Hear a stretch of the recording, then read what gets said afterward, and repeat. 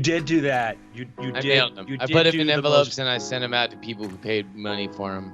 You did the most basic thing somebody could do to say I was that they the touched most him. rudimentary cog in this machine. Yeah, and actually, a number of postal workers did the same thing you did. Machines did that Probably too. much more. Yeah.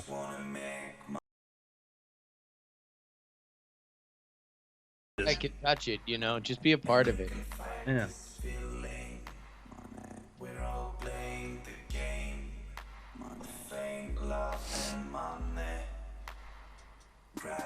Oh, I just re-added this switch. You can be such a bitch, scratching my itch. Oh, Twitch is a good platform to stream on. Dream on. Next word is inappropriate.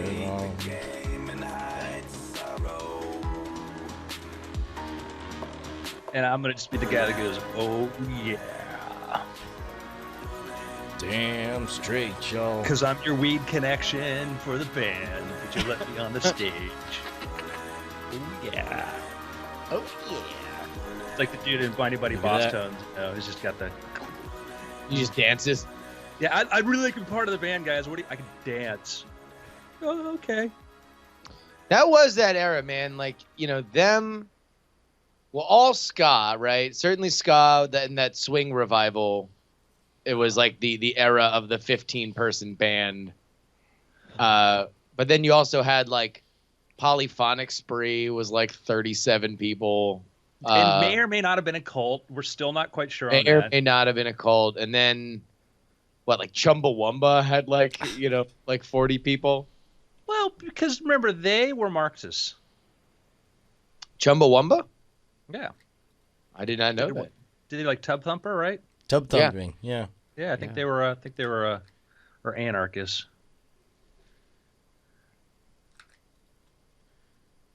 Nice.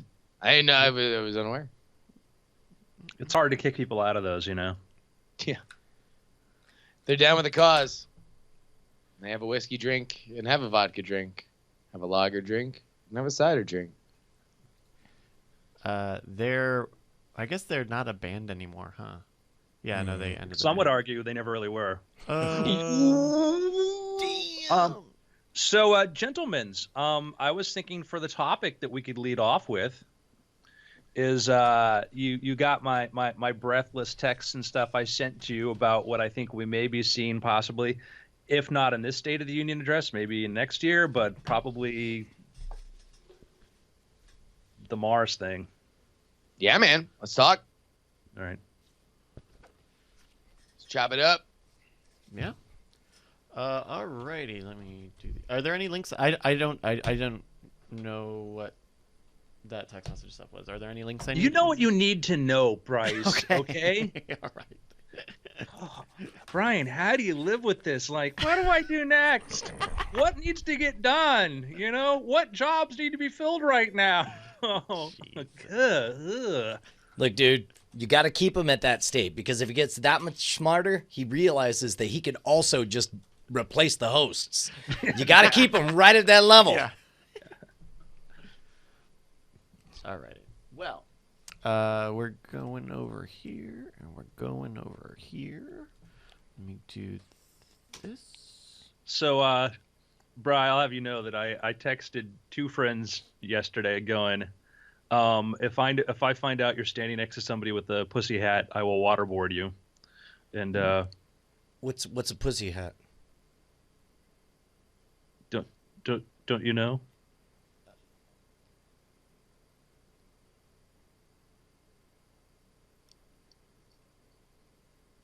Are we live? We are live. Yeah. I mean, I guess I can Google it. Is that You what it's should. good? This would be interesting.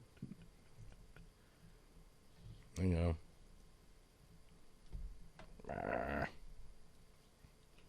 Needless to say, I was pretty accurate in my predictions of which of my friends were. Yeah, man. No, I was. I mean, it's also kind of like the Oakland parade route literally like went by my house. Like, it wasn't really much of an effort to go to the Women's March yesterday. Like, to the point where it's like, I don't know. It was a very easy, and I'm glad I went. It was a very instructive afternoon. I had a buddy of mine. I'm like, let me guess. I know where you are right now. He's like, my girlfriend picked me up at 8 a.m. I had no choice. I'm like, it was funny. What does Google say, Bri? Well, it leads you to a page called the Pussy Hat Project and tells you how to make a pussy hat, and then also gives you the freedom to assign whatever it means to you, which is probably a pretty brilliant thing. Like, basically, how about the anger cap? Are you angry about something? Wear an anger cap and make sure to write on the inside what you're angry about, and we'll all wear it tomorrow at 3. I mean, is that You got it exactly right. Did I? Is that right? Or Yeah, pretty close, actually. Okay. Yeah. Pretty much. The little pink. A way of showing solidarity for women's issues and stuff in a very visual thing, playing upon a very rather misogynistic statement made by somebody. Hey man, they're taking the word back. Yeah, I am fascinated by iconography and things like that, and what we choose to say. This is what we're gonna use. Yeah. We ready to roll? Hang on. I'm about to give me a proper glow. Yeah. Oh yeah, When we you can do got that too. glow, your body knows. Hugh Bloom is you.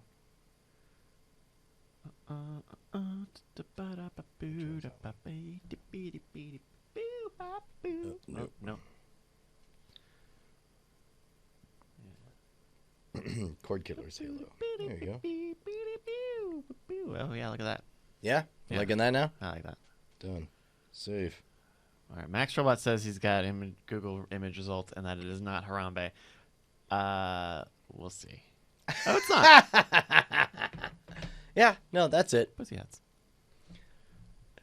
And by the way, for the record, we're all on the same page. It's out of bounds to say flatly something's not a Harambe and then have it be a Harambe. Harambe, right? Yeah. Oh, agreed. That's entrapment. No, that certainly will impugn your character permanently. Travis Tubbs got me good when he showed up with some belated birthday greetings yesterday. That was pretty fun. Yeah, I didn't know what the best way to just like announce that I knew it was coming. You know? No, I counted that more as you demonstrating that you were Harambe'd. Correct. Than me trying to Harambe Opposed you. to trying to Harambe me and Andrew. Correct. That's that is the spirit in which it was intended. Alrighty, guys. Well, I'm good over here. If y'all are good over there, I will give you the count in. Let's roll. Yeah. All right, take it away in 3, 2. Welcome to the Weird Things Podcast. I'm Andrew Main, joined by Brian Brushwood. Hey man, it's me. Who are you? Andrew Main, Brian. I just said no, that at the not top you. of the You. show. I mean this third shifty-eyed guy sitting over on the side. Oh, that guy? Justin Robert Young. Hi guys, it's me. It's me, Justin Robert Young. I'm back on the show. Finally, in many ways, you never left. By popular demand, I'm here. Gentlemen, I'm going to jump right into a topic here because I don't know if you noticed, but there's been a political event. And for our international listeners, you probably didn't hear about this because, a lot of news just doesn't make it outside. But every 4 years, we have an election, and then we vote, and then we use a process like electoral college and whatever, and we elect a new leader or keep the same person in office unless they've already had a term. So our 2 terms. So any event, we have a new president, President Donald Trump, which sounds funny to everybody, including him, every time he says it. And there's a lot of speculation what's going to happen next. Now, we're not going to get into all the other political stuff out there because, frankly, my opinions on that stuff is worthless and useless and of no value to anybody. But we can talk about space stuff and weird things and what does this mean? Because every administration can have an effect when it comes to science and technology. They can choose goals, like what directions we want to go into, what are we going to pay attention to, what are we not going to pay attention to. And it is often it's hard to sort of read the tea leaves sometimes and see which way something's going to go. President Obama was certainly not antagonistic towards space, but wasn't exactly very pro either. He continued. There was a program that started in the Bush administration, which was the commercialization of trying to start using private companies to do more of some of the launch stuff and things like that for NASA. Obama continued that and put more funding in that, and it was a great thing that helped SpaceX, ATK, and other companies and start developing new technologies. So that was a very, very cool thing, and we've got funding into some new areas there. But there wasn't like a really big space effort. People say, well, he said we should go to Mars. He said this at the end of the 8 years. That was his like closing thing, was like, hey, it'd be cool to go to Mars. It would have been maybe more helpful if that happened at the start of his first term. But he had his own set of priorities, and which is understandable. Every president, every politician has what they consider important, what they don't. And space was never really a big priority in the previous administration. Now we have the Trump administration, which still trying to figure out what are those priorities going to be. But there was a policy paper which was written by a couple people, including I think Mark Albrecht, who's Alex Albrecht's father of Alex Albrecht, who you probably know, is a famous one of our podcaster. BFFs. Yeah, of course, from the Totally Rad show. Yeah, but anyhow, so we have an incoming administration. We're going to have new goals coming in there, and there's been some interesting sort of speculation. Early on, Donald Trump was critical of a lot of the solar industry, electric industry, which set him up to be an antagonist towards Elon Musk. But then Donald Trump brought Peter Thiel, the Silicon Valley fund manager, in as his head advisor for technology issues. Peter Thiel spoke on the GOP stage, was the first openly gay person to announce that they were gay and Republican at the primary, and has now since been the one person bringing in a lot of people from Silicon Valley and the tech industry to Trump to meet with him, including Elon Musk, who's had both a public and a private meeting and has now been appointed to or put to an advisory board to give Trump advice on technology issues, which is, I think we would all agree, is kind of like, if we want to talk about voices we want in Donald Trump's ear, probably a very good idea. There have been whispers now. Washington Post had an article about this, and there have been some other speculation that, again, there's no confirmation of this, but that there may be the possibility that Trump, who I don't know if you guys know this, likes to do things in a very big, flashy way, apparently. The guy that put gold curtains in the White House likes to do big showpiece kind of, hey, let's everybody look at what we're about to do kind of thing. Rumor is, possibly he's mulling announcing a mission to Mars, like an actual manned mission to Mars, not a NASA timeline where we have an unfunded, not quite sure how we're going to get there, what we're going to do, but like an actual like moonshot thing.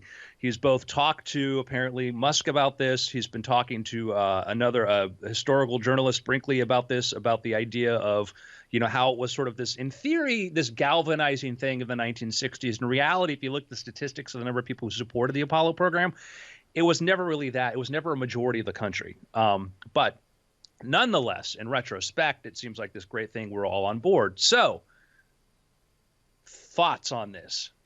Pro, con, questions? So, it's really hard to dance through everything without, all the baggage of what this means to one person versus another person. I think that in the past, all of us have expressed extreme concerns over the Obama administration's past policies about, blowing up people without giving a reason on other sides of the world and not disclosing, being the most opaque administration despite their promise. Well, let's unpack the first half, though. Every administration has done that. That's fine. That's fine. But his brand was very off brand for him to not only double down on that policy, but do it bigger than ever. And we expect whatever. But here's my point: is that once you're there, you're thinking, what will I be remembered for? Not what do I do, not what do I handle stuff day to day. What will I be remembered for? And by and large, the Obama administration will be remembered as a time of healing, even though they killed more American civilians, blah, blah, blah, whatever. That's day one. I guarantee you, Trump is thinking, what cartoon of what I am actually doing can fit into 3 lines of a textbook 70 years from now.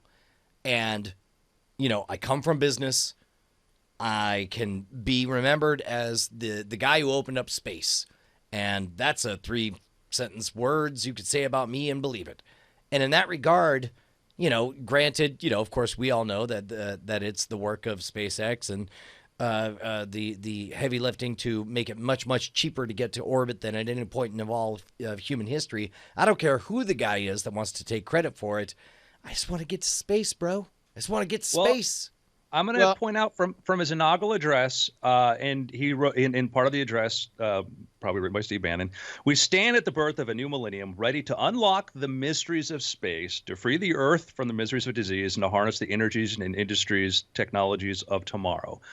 And I just want to point out, I was trying to search through there, and I couldn't find previous inaugural addresses that mentioned space. I'm sure there have been, but I haven't. I think this is the first time in decades we've probably had. As a matter of fact, it was like a big negative during one of the debates, I want to say in 2004, maybe 2000, when the moment Newt Gingrich mentioned, hey, we should, evaluate the tactical viability and importance of having a base on the moon.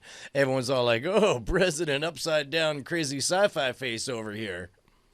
To be fair, Newt Gingrich does plenty of President crazy upside down sideways face kind of things. And certainly I think the skepticism around Newt Gingrich as typified by that comment wasn't necessarily in the moment totally out of place. Although I certainly take your point that the idea of space exploration is kind of in this weird duality. Like, on one hand, we have the Neil deGrasse Tysons, like, why don't we dream anymore people? So we often like to feel bad about the fact that we have not done enough.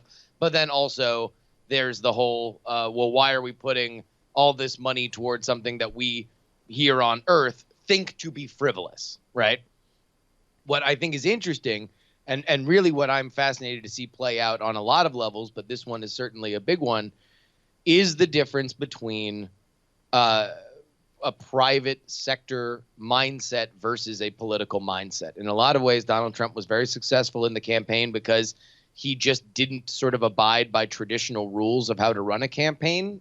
He decided to flood the market with information in a field that is normally reserved for people only saying the exact right and field-tested 4 or 5 words so they can control the message.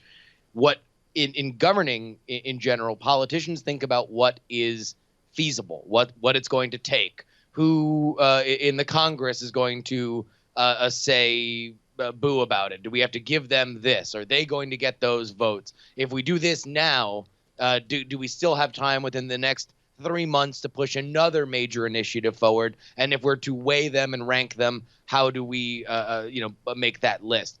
With all that being said, I think that right now, and I think it's foolhardy for anybody to say that they know what President Trump is going to do, because I don't think anybody does, including himself. But if there's one thing that I do think is real, is that he seems very, very committed to listening more so than previous presidents, and I'm going to put both parties into this, listening to people in the private sector and asking them, if the government could be at your service, what would you want? And I think the things that we are seeing from this seem to be hallmarks of Peter Thiel and to the extension Elon Musk, because he's the biggest player in the game right now, which is the government should be back in the space game, and now the parts are cheaper, and now the things at our fingertips are closer than they ever have been. If the government were to be at our service, this is what we think it should do. And that, for people who are fans of private space travel, is very interesting, very intriguing. I'm very curious to see where it goes. Let me give you just some thoughts, because part of the problem is we discuss these things. We often talk about them in the abstract without numbers. And there's been one of the reasons that previous missions to Mars didn't happen was that NASA went to their contractors and said, let's plan an ambitious mission to Mars. And they came back with programs that cost $250 billion or more. Because when you go to a bunch of government contractors and say, hey, listen, guys, sky is the limit, they're going to go figure out how to go even beyond that, which they did, talking about, well, we'll need a rocket to go into orbit. We'll need a field depot in Earth orbit. Then we'll build ships for the moon and special fleets to go there. Then we'll build a rocket system to go from Earth orbit to lunar orbit, or cislunar orbit to Mars, and built an extremely complicated system that basically functioned to keep government contractors employed for the next 20 or 30 years building hardware. It was not, let's build a 727 that can take us anywhere in the solar system. It was, how do we build a humongous pork barrel project that will go to all these states, all these contracts and all that. And it was a disaster. That was clearly what that was. And when NASA was asked to reduce the budget on that, because they started from so many faulty premises, they really couldn't. Versus, we'll say, the SpaceX and Blue Origin approaches. First, build a really useful, reusable craft that could go to, can go to LEO, and it can go beyond and land on other planets. Right. So that's SpaceX, the SpaceX ITS. Blue Origin talks about right now they want to build the new Glenn and then the new Armstrong. So that's where that mindset is right now. Budget-wise, SpaceX says they could build their spaceship, tanker, and booster platform, that whole system, for $10 billion. That is how much they pegged the budget at. I would say it's probably a highly realistic number, more so now than it would have been if they said that 10 years ago, because they've now have a decade of experience of budgeting these things and trying to be accountable for that. But even if it's $20 billion, it's still much more realistic. What does $10 billion mean? That's about the total budget of the James Webb Space Telescope, which first started off with a $500 million budget, which then ballooned to $1 billion, 1.8, and now the total budget for that program is going to be $10 billion. I think the James Webb Space Telescope is awesome, but for $10 billion, we could have a rocket that could go to anywhere in the solar system and bring like 100 passengers. Sounds like a pretty good deal to me, and particularly when you think of that budget, that $10 billion is a percentage of what our cost overruns are on a lot of these naval, Air Force, and whatever programs. And we're all pretty fiscally tight here and not into like, let's start writing government checks. But if you have to choose where it goes, that would be my vote. Well, so I'm sorry, choose between what and what? Between, if we're going to build, spend another $10 billion on an overrun NASA program like this James Webb, spend another, let another military program, get tripled its cost or what it's supposed to do because there isn't due oversight on that. Yeah. Or put that money towards this. Ooh, this is interesting because you're tickling my conflict button. Because on the one hand, I firmly believe let the bears pay the bear tax. Why should farmers have their money taken at gunpoint and told it'll be good, you'll be able to go to Mars in 50 years? But on the other hand, that money's already collected, and if they're just doling out magic-free checks, going to Mars is just as good a place as any for that money. I don't know. Well, yeah, and I guess that's what it comes down to is, and we didn't elect a fiscally conservative president. No. We have not in my lifetime elected one. The closest we've elected ones that have preached that, but when the Trump administration talks about the idea of $1 trillion infrastructure, package and all that, who wants to spend, looks at that, that's a different economic model that I'd say that we're all fans of.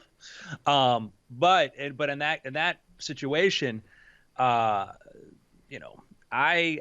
guess what I'm saying is, one, what do we think the likelihood he's going to come out here and say we're going to Mars? I mean, the likelihood is you wait until some kind of target is hit, and then you walk up and give a speech about how that was exactly where that target needed to go.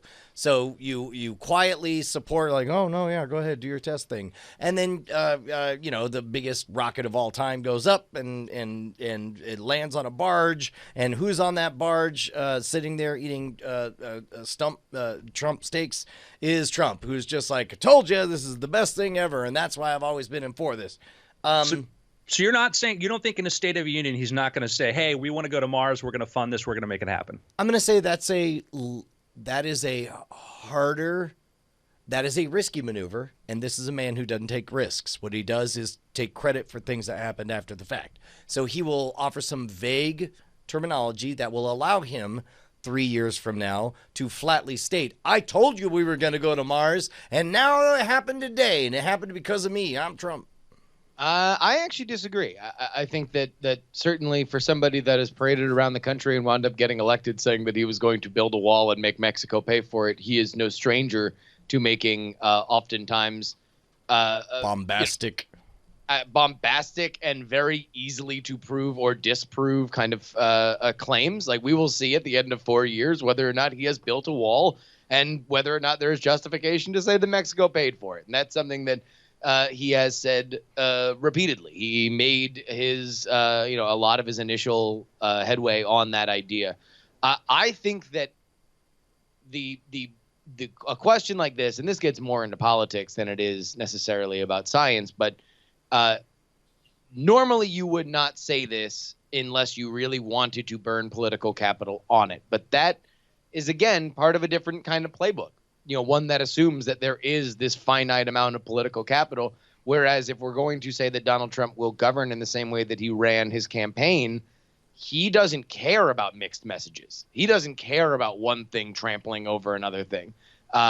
In fact, some cynically, can oftentimes say that is part of what he's trying to do is to make sure that nobody focuses on anything for any long amount of time. But as a governor of the federal government, I think it's a high likelihood that this gets said. And I think at that point, we need to look at who is going to carry it out. And specifically, if this is a public-private partnership with SpaceX, then I think that SpaceX has a very good track record of putting stuff up there. And if they're a partner in this, then it would make a lot of sense. Think about this, though. What if you have 2 alternate timelines, and there is a significantly interesting difference between how the two come out. And let's say both are generally positive, but one certainly results in more Mars exploration. What if all of Trump's rhetoric, just out of nowhere, he just drops and says, I don't understand why any other country besides the U.S.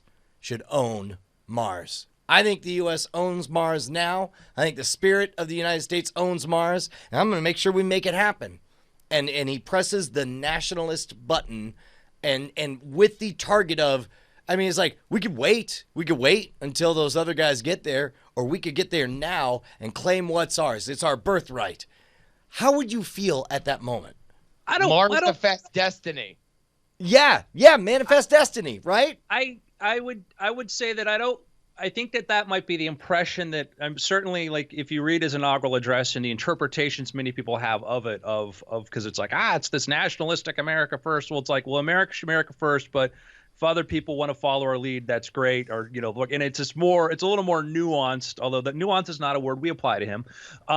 I would say that I think that in parsing what you're saying, like, I think that for him to say, yes, we're going to go here because America's been the leader. America's the best. It's the greatest. Mars is the second greatest, but we'll make it the greatest. I could see him going out and saying that. Because I think that if you want to say, hey, how are we world leader? We're world leader because we're going to go to another world. I think that is a powerful statement. Do that. How that happens, is how do you do that from a legal point of view is you say, hey, we're going to, he's going to call in, heads of all the major space contractors and say, listen, we want to go there. We want to hear your proposals, and we're going to choose the best proposal, put together a committee. So it's not a no bid sort of thing, which have its own issues and stuff. And you're going to get Lockheed, you're going to get Lockheed and ULA is Boeing, or individually, you're going to get, Blue Origin, you're going to get SpaceX come together and say, these are our plans to do it. And then say, okay, we're going to start an initial funding of X amount of dollars based upon progress, not unlike how NASA does a number of things now. And you could move it forward for not a lot of money considering some of the things we're talking about. So my bet, and is maybe it's my wish, is that as State of the Union is that, we get some sort of announcement about, hey, we're going to go there and, we're going to partner with other countries that want to be part of it, but this is a thing that's going to happen. I don't see any way that can happen because so much of his message has been, I mean, there's a reason, again, was in his slogan, is that his message is, I speak to you, the disenfranchised, the people who feel like everything's gone to crap. I don't see any room in his first address to say, and that's why we're going to shoot for the stars and go to the moon. It's going to be about fixing whatever's here. It's about being the technological leader. I mean, Brian, you are very, very correct for the way politics is normally done, and that you want all right. My first State of the Union is going to be about domestic issues, and we're going to focus on immigration, and we're going to focus on the middle class, and we're going to focus on jobs. And that's normally how it goes. That is 9 times out of 10 how it goes. I think we are just dealing with, at the very least, the possibility of Trump. I would not be shocked if he looks at the State of the Union not as this narrative crafting for what he wants to do over the next 10 years, but rather far more of just a blank checklist that includes something like space travel. I don't think that he would necessarily, if we're going to take how he campaigned, that he would blink at saying, yeah, wall, jobs, repeal and replace Obamacare, space travel, and we're doing these 19 other things that I think are very, very important. I think that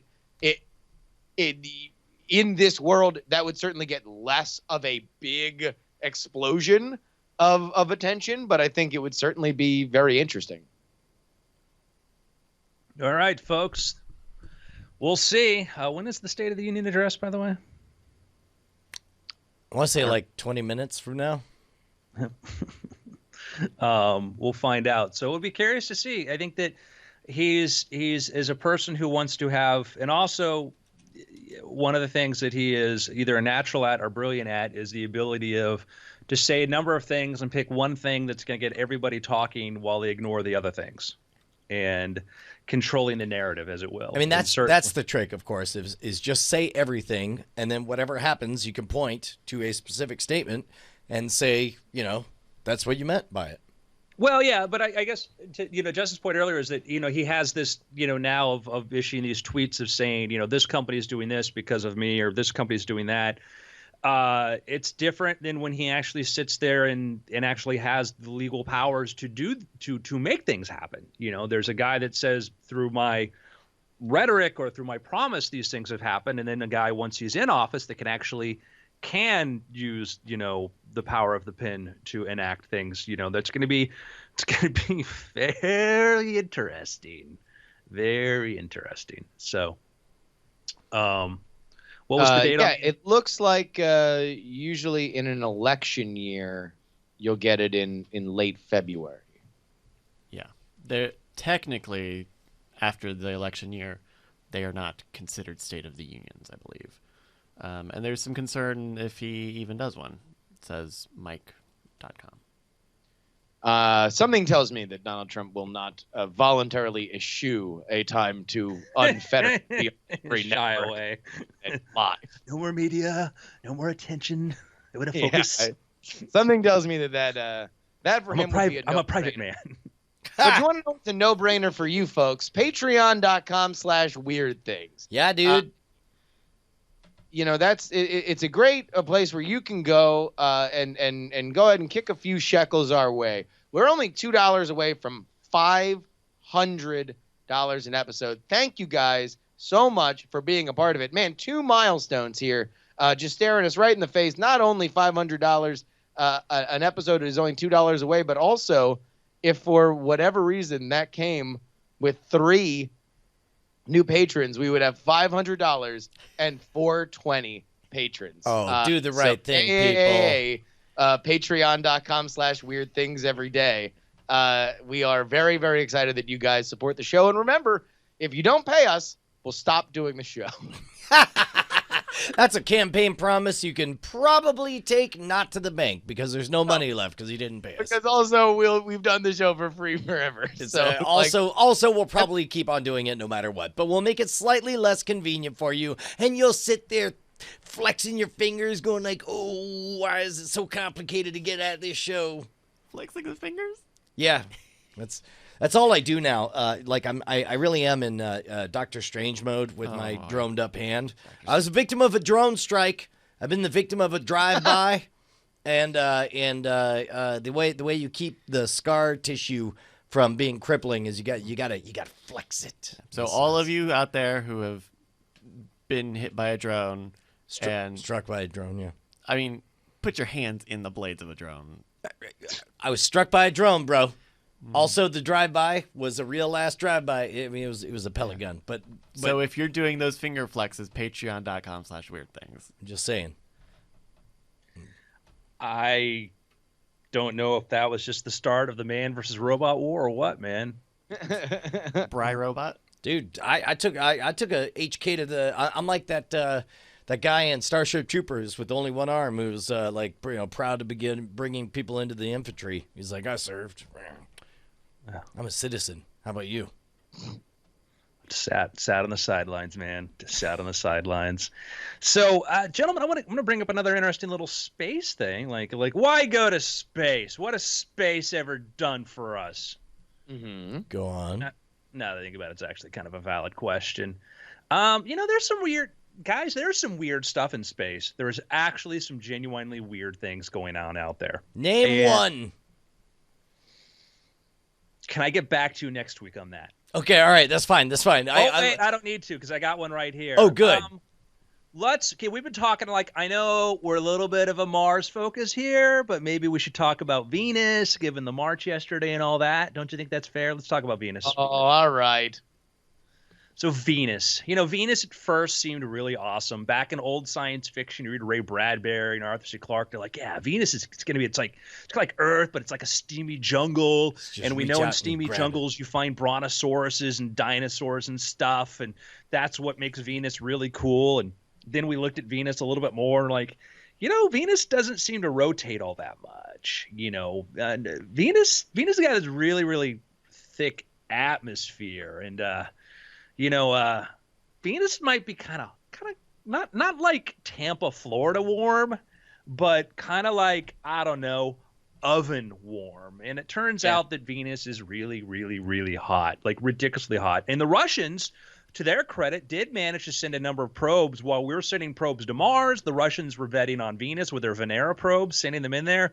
Some of them lasted long as I don't know, 80 seconds before they melted, but we did get some images and stuff. Images from Venus are really kind of spooky too. I mean, Mars is you just sort of this kind of looks like the desert with the filter. You look at Mars looks like the aftermath of a rave. Freaking Venus looks like, oh God, this is the living embodiment of hell happening right now.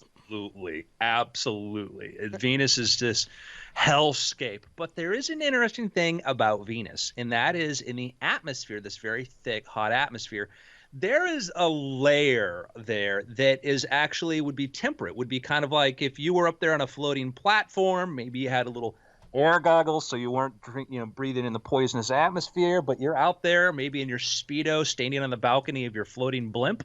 You could probably do that. You might have some radiation issues, but point is there's a nice little temperate zone in the upper atmosphere where life as we recognize it might actually be able to survive, which is kind of interesting because when we've been taking some photos of Venus, and one of the things that we found, which is kind of peculiar, is there are dark streaks in the clouds of Venus. And even though the atmosphere has this thing called super rotation. The atmosphere moves much faster around Venus than the actual planet itself moves. But there are these clouds that appear to be almost stationary up there, despite how fast moving the atmosphere is. I mean, are we just so I have a visual image to hold on to? What you're describing sounds to me like the possibility of an actual cloud city from Empire Strikes Back. Is that a potential way to think of this?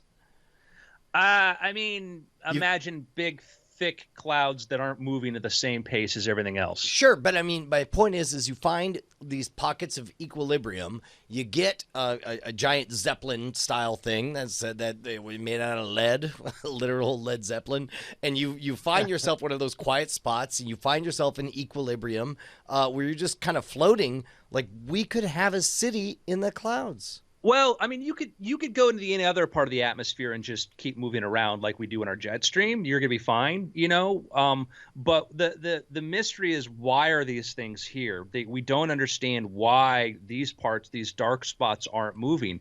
And some speculation is that it might be dun dun dun life. Wait a minute. Wait, okay. So like basically I'm picturing flocking motions of like just let's say there's a dark speck of I mean there's no shortage of energy, and there could be buoyancy, layers of equilibrium, you know, kind of like fish or whatever. Like when we go down to the bottom of the Mariana Trench or whatever, we find chemosynthetic life, bits of life that are just taking the heat, the raw heat, and just living on it on there. So if you had pockets of calm and you had obviously plenty of heat in a volatile area, as long as it's a quiet, turbulent eddy, why not have some kind of simple life evolve? Like its only job is to move body to where sunlight give energy and whatever chemosynthesis works. Yeah. You could have, and it's apparently, I think it absorbs, like they found it when they look at the UV bands, and so it's absorbing some sort of inner light from there. And you know, if I were to try to speculate on what something like this would be, is like I would be very curious. Like if you ever look at like a volcano from space, you see what looks like a stationary cloud. So it could be, and this is Andrew's theory, it could just be some outgassing of something from the actual surface of Venus through some sort of vortex or whatever is able to make it through all the layers up there and then spills out there and appears to be a stationary cloud. But the idea that it could be microbial, like yeah, it's we're in this era when nobody has a problem with the idea of life in outer space. Nobody. And I get in these discussions like, well, how are the religious people going to handle it? Like, well, the Mormons kind of accept it. The Catholic Church has said that it's a possibility. Like, there's not really any part of the world that I'm aware of that it would destroy if they believe in an all-powerful God, then they believe this God could, you know, have other planets and have life out there elsewhere, somewhere else. So I've not really encountered a number of religious people that have a problem with that idea. And, you know, the only people who really have a big problem with the idea of intelligent life out there are, you know, people like me who are like, well, what's the likelihood and the utility of intelligence or whatever? So we do live in a period where we're like, yeah, we kind of just, you know, accept it. Possibility. That's crazy. That's a nutty place we're in. That, you know, it's just like, oh yeah, no, there's the possibility that there's life in the clouds of Venus. Yeah, I think if that headline was there tomorrow, like, oh, we found microbial life in clouds of Venus, we'd be like, oh, cool. Yeah. I think one of the biggest things that happened in space in our generation was when we were kids, we had 9 planets. You know, we thought that maybe planets could exist elsewhere, but there was this speculation that maybe we just had this really weird astronomical event that allowed us to have 9 planets. And then as our telescopes got more refined and we understood how to look at very, very bright objects and spot tiny little specks, we started to get the first in the mid 1990s, you know, this first evidence, maybe an exoplanet. Look at the wobble of the star. We think there could be a planet there. And then overnight, it almost feels like we just accepted, like, oh, yeah, there are lots of planets. And now we're like, oh, yeah, our nearest star, planet, you know, that there are, other than the sun, you know, we start finding all these things out now. And now we're cataloging thousands and thousands. And we just sort of assume every star probably has planets. And then the question is like, all right, but is it Earth-like? And now we're finding ones with habitable zones. And now we're finding, you know, ones that have, you know, the question is like, what makes Earth special? What makes it makes Earth really, really special, other than the fact that it's where our listeners live, is our moon, the size of our moon in relationship to the Earth. And that may or may not have had an effect on how life developed here. But we're not as unique anymore, and now we just take it for granted. So I think that if we started finding evidence of microbial life elsewhere, we're like, oh wow, this is amazing. I'm like, well, yeah, we kind of thought that was the case. Yeah, it makes me feel like everything is likely to happen in stages, I guess, right? So it's like right now, you and I are living through the 30 to 40 year cycle where we learn that it's not special to have planets around a star, and that there's lots of planets, and it's not special to have lots of planets with habitable zones, and even those out of the habitable zones maybe have pressures that make liquid water possible, but also there's liquid methane that rains down in clouds and all that stuff. Like, let's say shortly before we die, it's like, well, it's confirmed. We definitely have found a form of life not like ours, and so we die, giving the middle finger at the age of 90, saying like, told you there was other life out there. And they're like, and then, our children, our great great grandchildren are like, yeah, but it's boring life. And it's like, well, maybe there's more interesting life out there. Oh, here's these gleep glops form in clusters of 5s and 6 and 8s, and oh look, these ones pirate software. And then finally, like, every generation will have something extraordinary discovered, and also the moment it's discovered, we'll find it less interesting to the next generation coming in, to where by the time we encounter what the baby boomer generation assumed alien interaction would look like, I suspect it'll be a very quiet, very boring introduction, very tedious, very long, much more like a Close Encounters of the Third Kind than War of the Worlds, or Andromeda Strain, depending upon where you want to draw that from. I mean, yeah, but also we're pretty good at lopping off arms when they're gangrenous, right?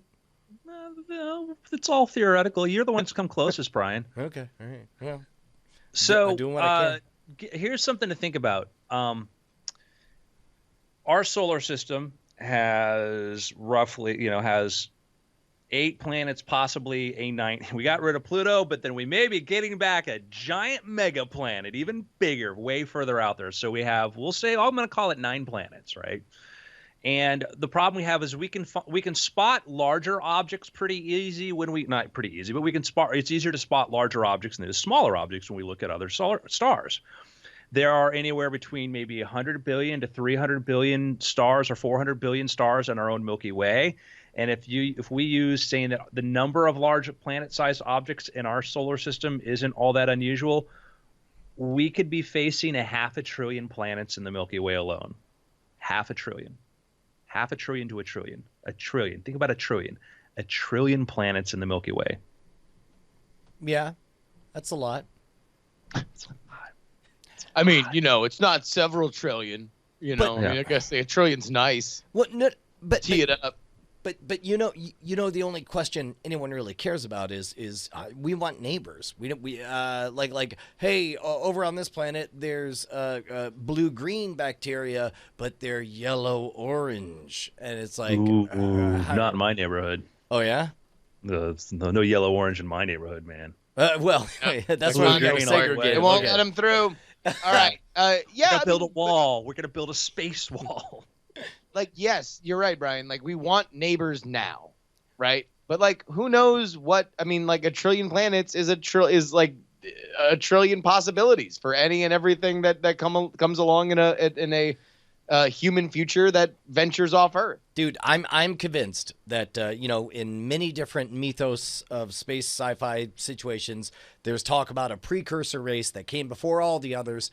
I think we're it, man. I think we are the precursors. And that's not to say that there's not going to be a billion different types of life and a billion different aliens and thriving colonizations and wars between Klingons and rebels and spies and all that stuff. It's going to be really, really interesting. But we are the first and very likely and the only at this moment. So our job is to set the stage and watch them all fight from the singularity.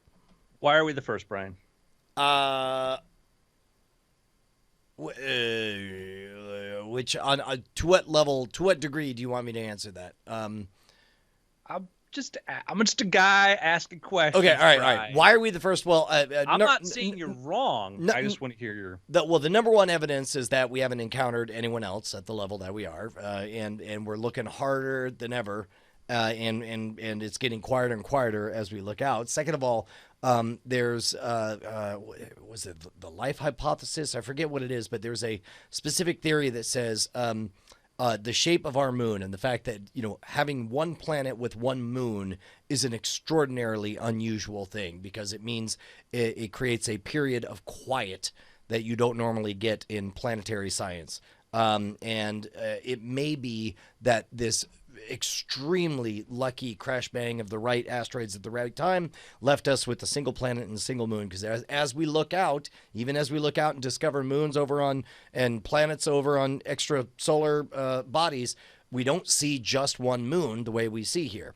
So not impossible that it could happen elsewhere, but extremely, extremely rare. Second of all is the fact that somebody has to be first, and here we are, awake, shouting as loud as we can in as many different locations as we can, seeing essentially nothing. So again, that doesn't mean we're alone. It means we're probably first. So we could be the ones to grow and reach a constraint-free economy and build robots that can easily think over periods of millennia and be there to watch the rest of the history of the universe unfold. And I'm okay with that. Okay. I mean, I'm with. I mean, I'm like we may be the only I've gone over and over again ad nauseum about the whole there are all these other hominids on Earth, but only one of us kind of stuck around, and maybe and the fact that we're still early on in the universe, our nearest Proxima Centauri is going to be around 1 trillion years longer than our sun expires. So there's a 1 trillion year history to our universe about to happen, and we're just in the first 16 billion, 14, 15 billion years of that, and somebody has to be first. And you could statistically say, when you're talking about 1 trillion planets in our own galaxy, and then you start moving into our universe, which is bigger, it would seem highly unlikely we're the first, but somebody has to be first. But it'd be more likely we could be in an early stage. But well, sure. Like we're in a race, but we're in a race with other races and cultures that none of us have achieved the ability to properly communicate with each other. I mean, we could waste. I'll not begrudge. Okay, you could do things fast, cheap, or good. Pick two, right? We went to the moon fast and good. We did not do it cheap. Reaching out to all of the other civilizations, I don't think we've really put a lot of time, energy, or effort into yet. And for all we know, someone out there is not working on fast, but instead is working on cheap and good to open up the galactic internet. So it was. Yeah. Part of the problem is when we try to look for signs of intelligent life, the further away you get from Earth, you have to be looking for intentional signals. You have to be looking for, if you're just looking in the nearest few hundred light year sort of sphere, you could sort of we could catch stray signals. But when you start going further and further out, you're counting on the idea that they're going to be directing things towards us. And if they're not, and if they're like, nah, it does. I've not put a whole lot of, I don't put a lot too much into the argument that we're not hearing them, they're not there. It just means that if there's, the population density is significantly low enough, and the window at which you're using just broad mass spectrum broadcasting, you're not going to hear them. So it could be a very, very populated universe. Romans never heard from the Aztecs. It's a fact. It's a fact. I guess that's, yeah. That's what I assume is happening, is that, and I guess this is the weird part, is because there's no way for the Romans to talk to the Aztecs, and because there's currently no way for the Aztecs to talk to the Romans, for all intents and purposes, who cares if there's Aztecs out there? Let's say a lightning bolt. Stephen Hawking goes through time. Years before the Aztecs. That was a bad argument on my point, but you get what I mean. No. Let's say for sake of discussion, knowing a thing that you could do nothing about is the same as not caring about the thing. If a hologram of the three of us went back to the Roman times and said, "There's some people, they're Aztecs, they're over there, just FYI, peace out," and then everybody instantly believed it, then like, what do they do with that information? What does that give them? Yeah, I mean, if we get, imagine we found a 1,000-year-old note in a bottle, from somebody. You're like, well, that's from the Chinese, I'm like, well, that's great. This person's probably dead now. Yeah. And this culture's probably changed a little. Yeah. So I think you're right. I think first there'll be some moment, and long after we've come to understand societies, we'll discover the intentional ways those societies were trying to reach to us. I gotta send to Bryce this. I just looked up Aztec, and perhaps my best image ever of this. I'm gonna send this to him. So, and just to talk about, like, when we get into the idea of what relatability means, and even though my hope is that I have this theory based upon every time I go around the world and I go to a major city that's been like a port city or whatever like that, they all tend to look very similar. You see commerce. Commerce has this wonderful property. When you start trading with another culture or other cultures, you become very open-minded about things. You're very accepting to other. You tend to be very accepting to other, cultures and conditions. And so here's this Aztec eagle warrior, which looks like the dude from Rick and Morty.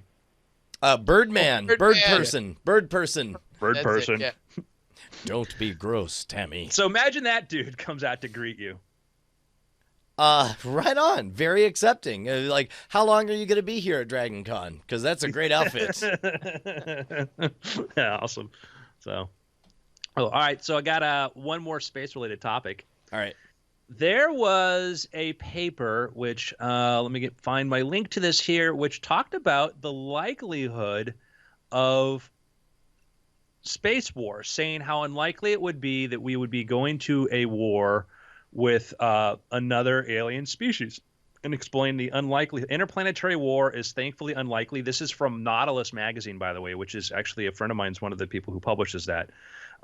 Really fantastic science magazine, Nautilus. So check that. So it's nautil.us.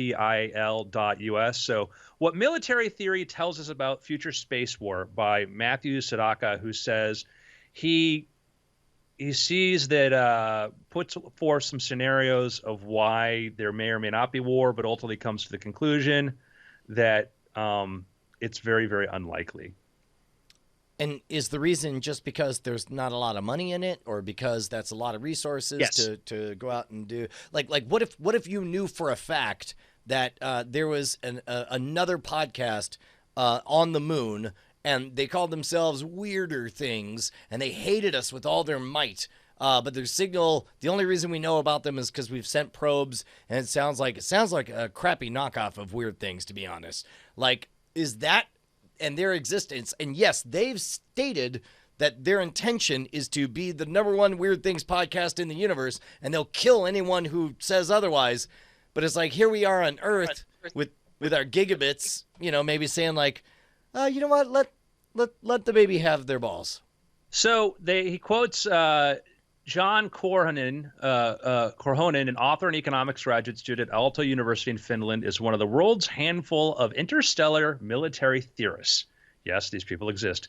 In 2013, he argued that aliens, even if possession of vastly superior technology, are very unlikely to attack us. To begin with, why would they bother? Wars typically fought over resources. Almost 1 century ago, historian John Edwin Bakeless found that 14 of the 20 wars from 1878 to 1918 had economic motivations strongly connected to asserting control of natural resources. The number is even larger when you include wars of colonial conquest, which can be counted as no-contest resource grabs. My question is, in this current day and age, when you talk about armed conflict on a global scale, it's not about resources. It's about ideology. Go in particular, on. ISIS. Go on. Well, that you have the religious, the thing that really wasn't, I didn't see addressed as much in that argument was the idea of religious war. Now, we know there's a context of using, like the Crusades, use religion as an excuse to go invade and steal and take these things that you want, vice versa, back and forth. You know, it wasn't just, there were multiple aggressors in that conflict. So religion is often used as a reason to do that, but there are fanaticisms and people who are willing to say, hey, no, we're just going to, we had, 9/11, we had people who, attacked the United States that did not have a realistic chance of obtaining any resources from that. And the scale of the conflict was certainly, minuscule compared to World War II or whatever. But it was a conflict, but it was based upon an ideological point of view. Well, and I feel like the wars of the future, I don't know if I'm diverging from your point, but I feel like the wars of the future will be measured in dollar amounts of inconveniences caused to the other side. Like there are people who have an ideological dispute against the Visa Corporation or whatever, and then they're like, so they institute a DDoS. They spend real resources to tie up all of their resources, and then they crow about how for 6 hours they were shut down. We are mighty because we were loud. That kind of stuff. I feel like that increasingly is going to be what the 9/11's fingers crossed of the future look like. Okay. I mean, so yeah, it is ideological. Well, certainly ideological. Yeah. Over resource based. Yeah. Correct. Finding things that are vital to life, and now I will kill you because you have thing and I need thing or want thing or yada yada. Right. We live in a world where, by very real terms, a few pockets notwithstanding, a few crony capitalists notwithstanding, everything is becoming increasingly close to free, nonstop, all the time. Which means the only thing you can't control is and get out there earlier is other people's attention. All of a sudden, people's attention and their belief and their agreement is a limited resource, and it's becoming the most valuable limited resource in existence. Interesting. I mean, I do think that this is certainly a very first world view of things. There are certainly plenty of people in that are probably having resource based conflicts in countries like Africa and stuff like that, where things are not quite as far along on the everything is getting close to as cheap and free. Sure. But we're talking about trends, not data absolutely. points. Yeah. No, I mean, I think safe to say we're at the front of the Khalasar and we see what is coming, right? And we experience it just a little bit more. Well, but I totally agree. But it's interesting when you look at like how when ISIL or ISIS, when they would go into certain places, the first thing they do is they would destroy monuments to store historical artifacts, because they're promoting an ideology, and their goal is, we're going to erase this past or erase this history, and we're going to insert our own. And that's we tend, what's funny is that one of the movies that I think is a very well done movie, but I absolutely hate for the moral message, is Day the Earth Stood Still, because it is, to me, just all the problems, the intellectualism. The idea is the aliens land, this giant robot and this dude, and they come out and they tell Earth like, hey, you guys are warlike, and the earlier version, Bryce. You guys are very warlike, and we're going to, if you guys can't settle your disagreements peacefully, we're going to just blow you up and annihilate you.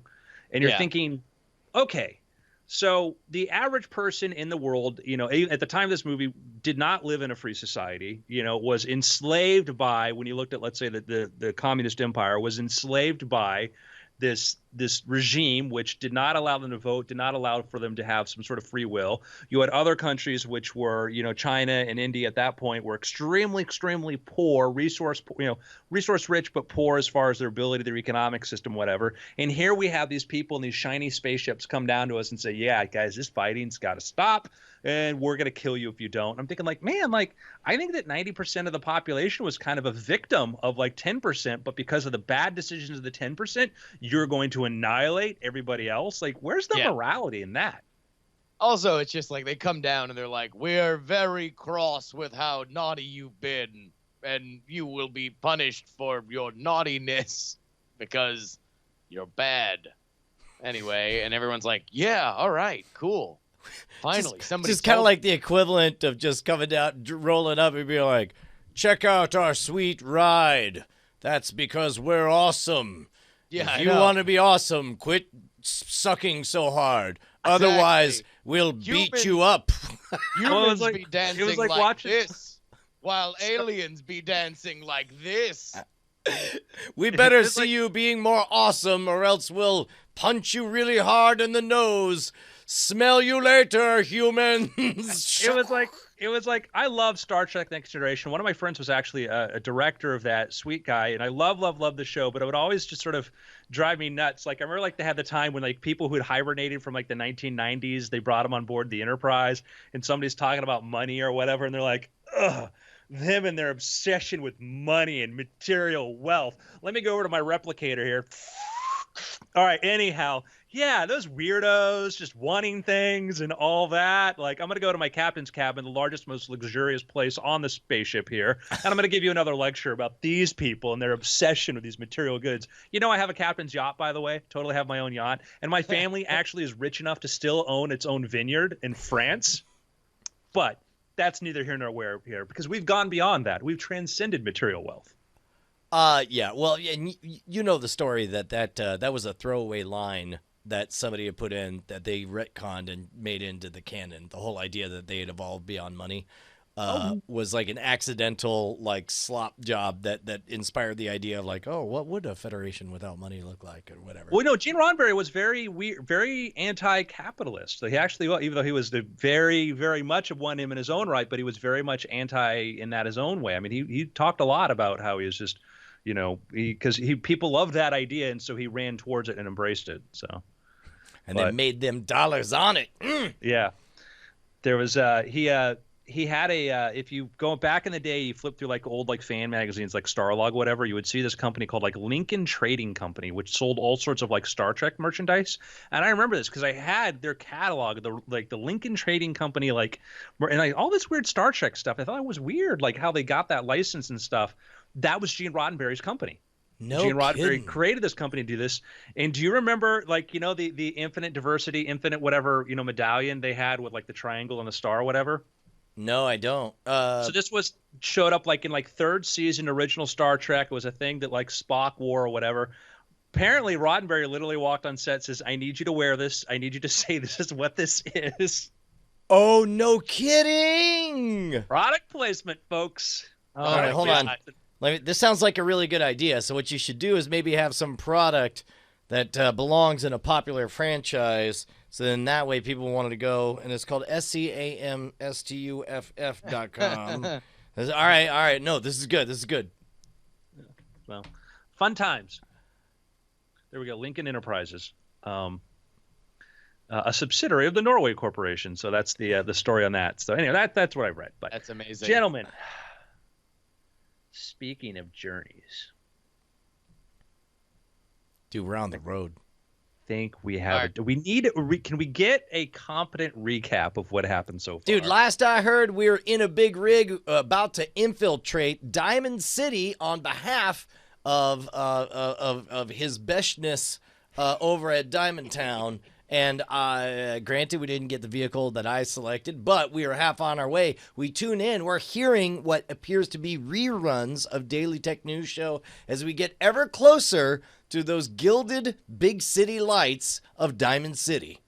Also, we have collars on that seem to be poised to explode should we not make it back in time. But it should be noted they're very fashionable. Like we do, you can't deny the fact that we look more badass with them on. Yeah. Gentlemen, it's nighttime now. You're driving up a hill. Just beyond, you see the glowing lights of Diamond City. And Bryce immediately changed the background to stars as I said that. Perhaps good. Before I said that. Pretty good. Sensing that, okay? Yeah, and for those of you just tuning in now into this madness, Brian may or may not have an implant inside of him that gives him superpowers and perhaps the voice of Adolf Hitler. The advice, he didn't say it's statistically impossible that everything he said was wrong. So Like, just hold on to that. Quote, you heard it here first, guys. Oh, Brian Buckner, quote, Hitler had some good ideas. That's one way to put it. Do you dispute that? I don't know. Let me ask Adolf. Adolf, what do you think of all this anti-Adolf talk? Boogin. He says, playing the chicken dance. So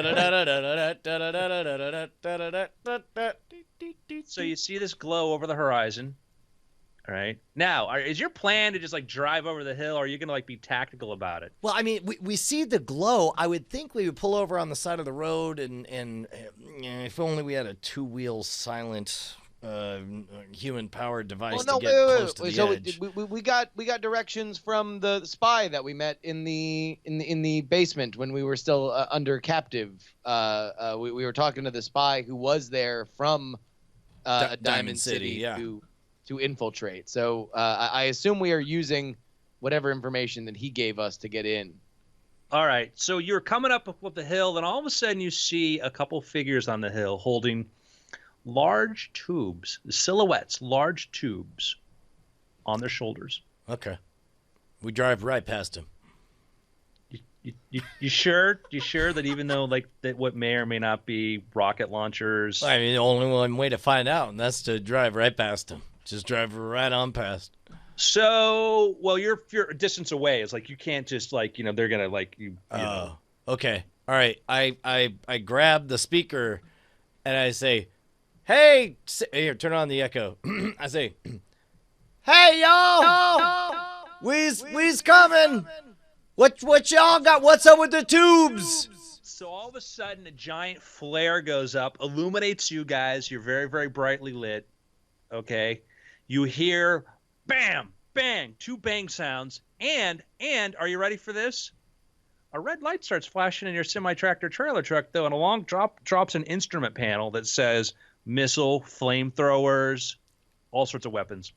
All right, look, Justin, I'm going to drive. You got the weapons control, all right? I just figure we're going to stick to the road, and you take them all out. You ever play a little game called Battlezone? It's finally happening.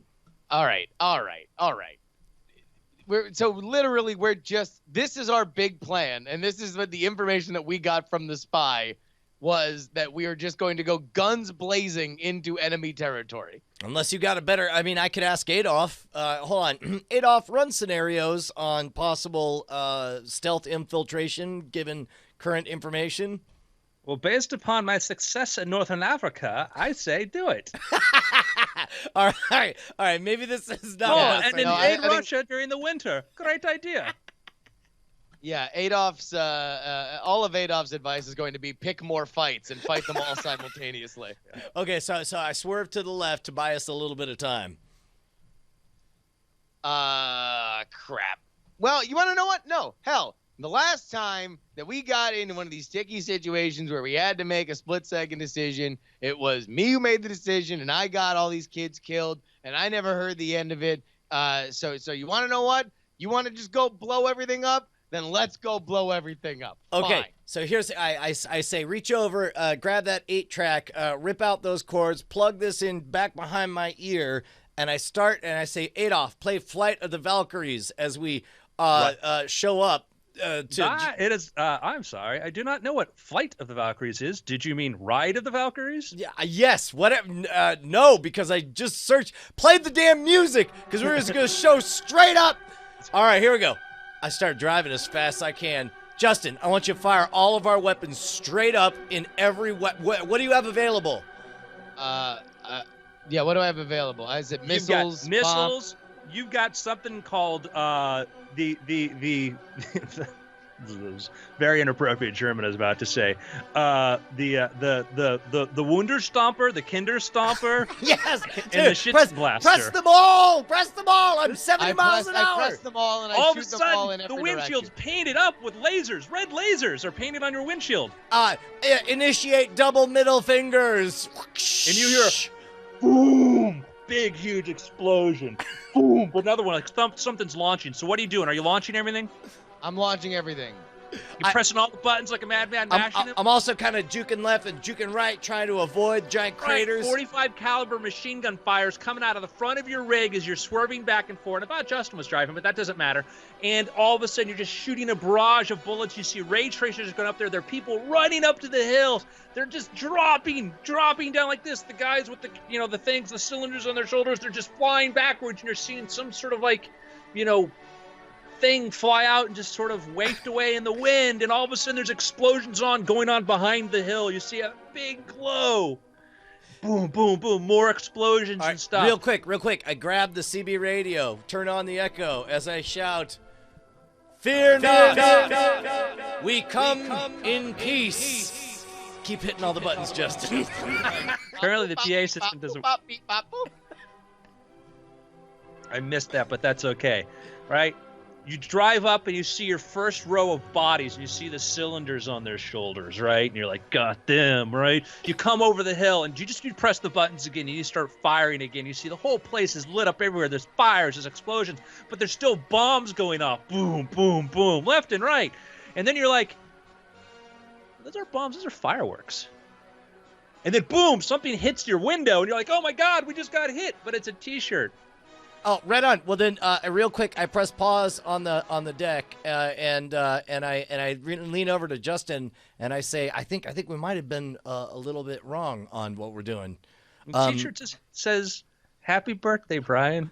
Oh, great. Okay, well, so I switched the music.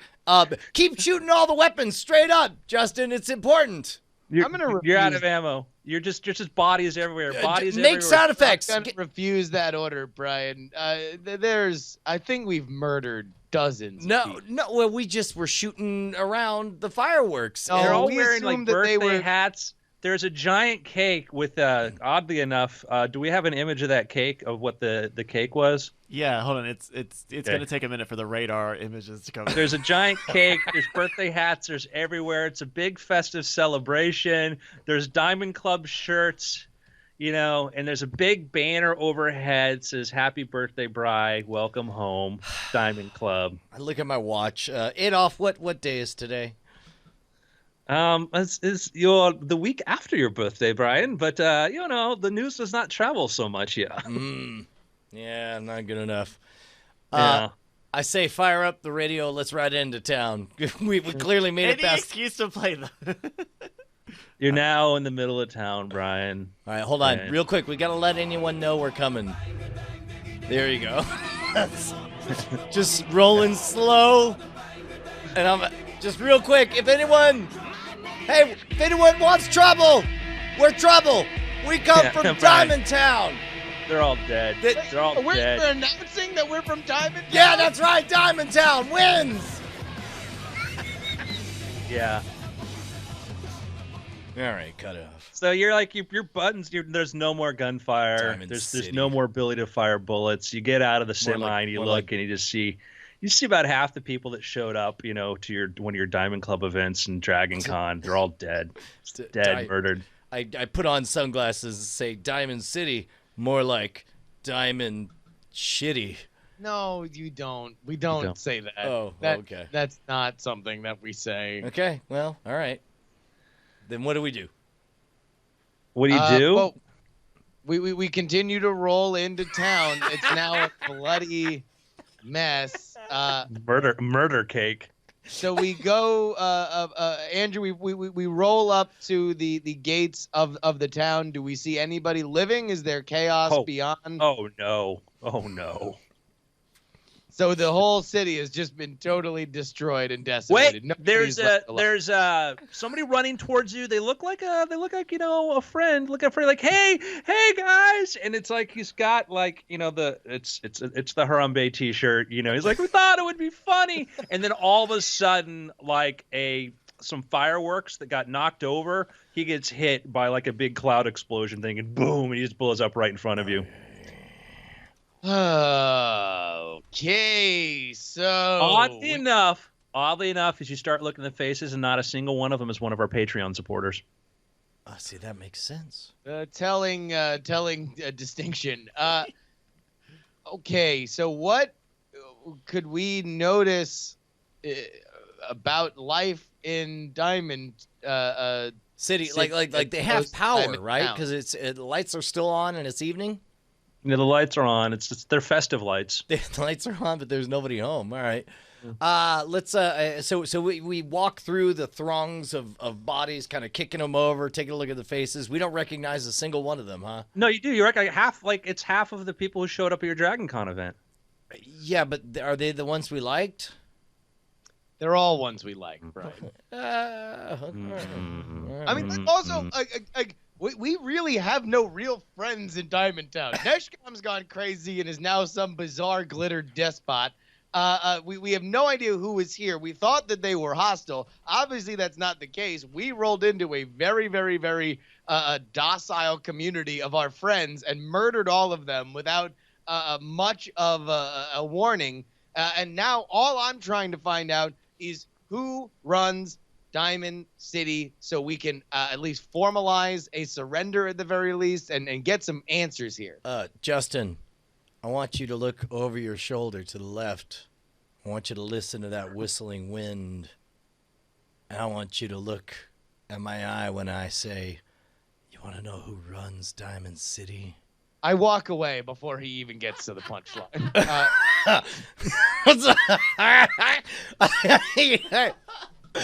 I walk away. As you walk away, I'm like, oh, come on. They're all put my dead. fingers in my ears and I say, nah. It's a fine city. Somebody's got to run. Ain't going to run itself. We got to. So you hear a whoop, whoop, whoop, whoop, whoop, whoop, whoop, whoop, whoop sound of a helicopter approaching, right? Uh-oh. And you look up, and sure enough, there's a helicopter approaching, big, huge, actually like Chinook, whatever. And it's very brightly lit, by the way. It's actually got flashing lights and what sounds like might be some sort of club music playing. Okay? It flies overhead. The door swings open. There's bright flashing lights, and who do you see? It's a fantastic Phasmismo. The Admiral of Awesome, the Cardinal of crap kicking, wearing Scott like the Johnson? silver encrusted, bright, shining with little glowy line flight suits, and he just flips both of you off. Wait, hold on, real quick. I engaged the PA so he can hear me all the way up there. Hey, Bryce. We did what you told. We did your job to you. It's like just flips you off, and I can't hear any of that when you do that effect, by the way. So he flips you off, and then all of a sudden he reaches in and he pulls out a giant. There you go. Just like he pulls out a remote control, presses the button, and remember the collars are on your necks. Yeah. You hear doot, doot, doot, doot, doot, doot, doot, doot, doot, doot, doot, doot. And next time on Journey Quest. We're wearing live bombs and we've murdered a whole city. I mean, we knew that, though. You're not even going to let us keep it. Yeah. So, gentlemen, we have picks. I mean, Diamond City seems pretty dope. Hey, I have a pick. I watched Sherlock the last season, and I really did not like the first episode. I liked the second episode a lot more, and the third episode, I just want to know if Stephen Moffat knows that Doctor Who and Sherlock Holmes are different characters. I don't think that by watching that third episode that features pretty much everything everything up to magical realism. There's just a lot of random little things that are in this futuristic place and everything works and it's all networked and there's all these it's like in Doctor Who in science fiction, you can just randomly have a big thing pop up on a wall and it's like, yes, they're wall TVs. Everybody in Ding Dong Kingdom has them and whatever. That's fine. But when you're supposed to be in a little bit more of a realistic situation. And I thought the second episode really went a far way to kind of get into that and to show the more realistic boundaries that can make Sherlock stories so interesting in any incarnation, and certainly when that show is at its peak. But I don't know, it put me in a situation where I kind of really like I'm always a fan of more of everything, but like, man, I kind of think maybe we should just take a knee on this Sherlock thing going forward. Maybe it's fine. The last episode was called The Final Problem. Maybe it should be The Final Problem. What the audience can't see is the smug look on Andrew's face. Well, however, will they know that it's there then? I've been saying this about Sherlock since like season 2. I'm just my memory palace. I'm like, just see, my wife just shot you in the side there because I'm like this is the dumbest show about a smart person I've ever seen. So I'm not into it. If you love it, I'm happy you love it, and I won't talk you out of it. But I gave up on that show. Hey, Yeah, and like I said, I think I was talking about it last week where it was like, maybe it was on Cord Killers. Like I watched the first episode and I was like, I really didn't like it, and I also reminded me so much of how frustrated I was with the previous season. And I will say that the justification that they used to set in motion at the end of the third season, I found how they dealt with what should have been the central conflict of this season. I found the execution on that sorely lacking. Right on. Hey, so I went back and revisited a podcast that I'd probably tuned out of maybe a year ago. Maybe I've listened to 1 or 2 episodes in the last year. And yet it was a podcast that I think was very inspirational and very formative for the dynamic that later has become Night Attack.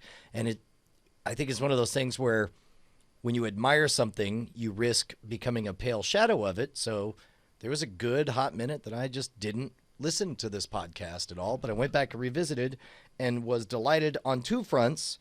One, to know that Night Attack is nothing like it and never will be, and we don't have nothing to fear, but also because it's still incredibly funny and engaging, and I love it. Kevin Smith's Smodcast, if you never got around to diving into his relationship, his friendship with Scott Mosier, a particularly poignant episode is where they do one. It's just an hour and a half of them remembering Carrie Fisher, and not in the theoretical way that so many of us do, but in a very visceral way where they talk about the actual experiences they had with her and what it meant when they received the unfortunate news of her passing.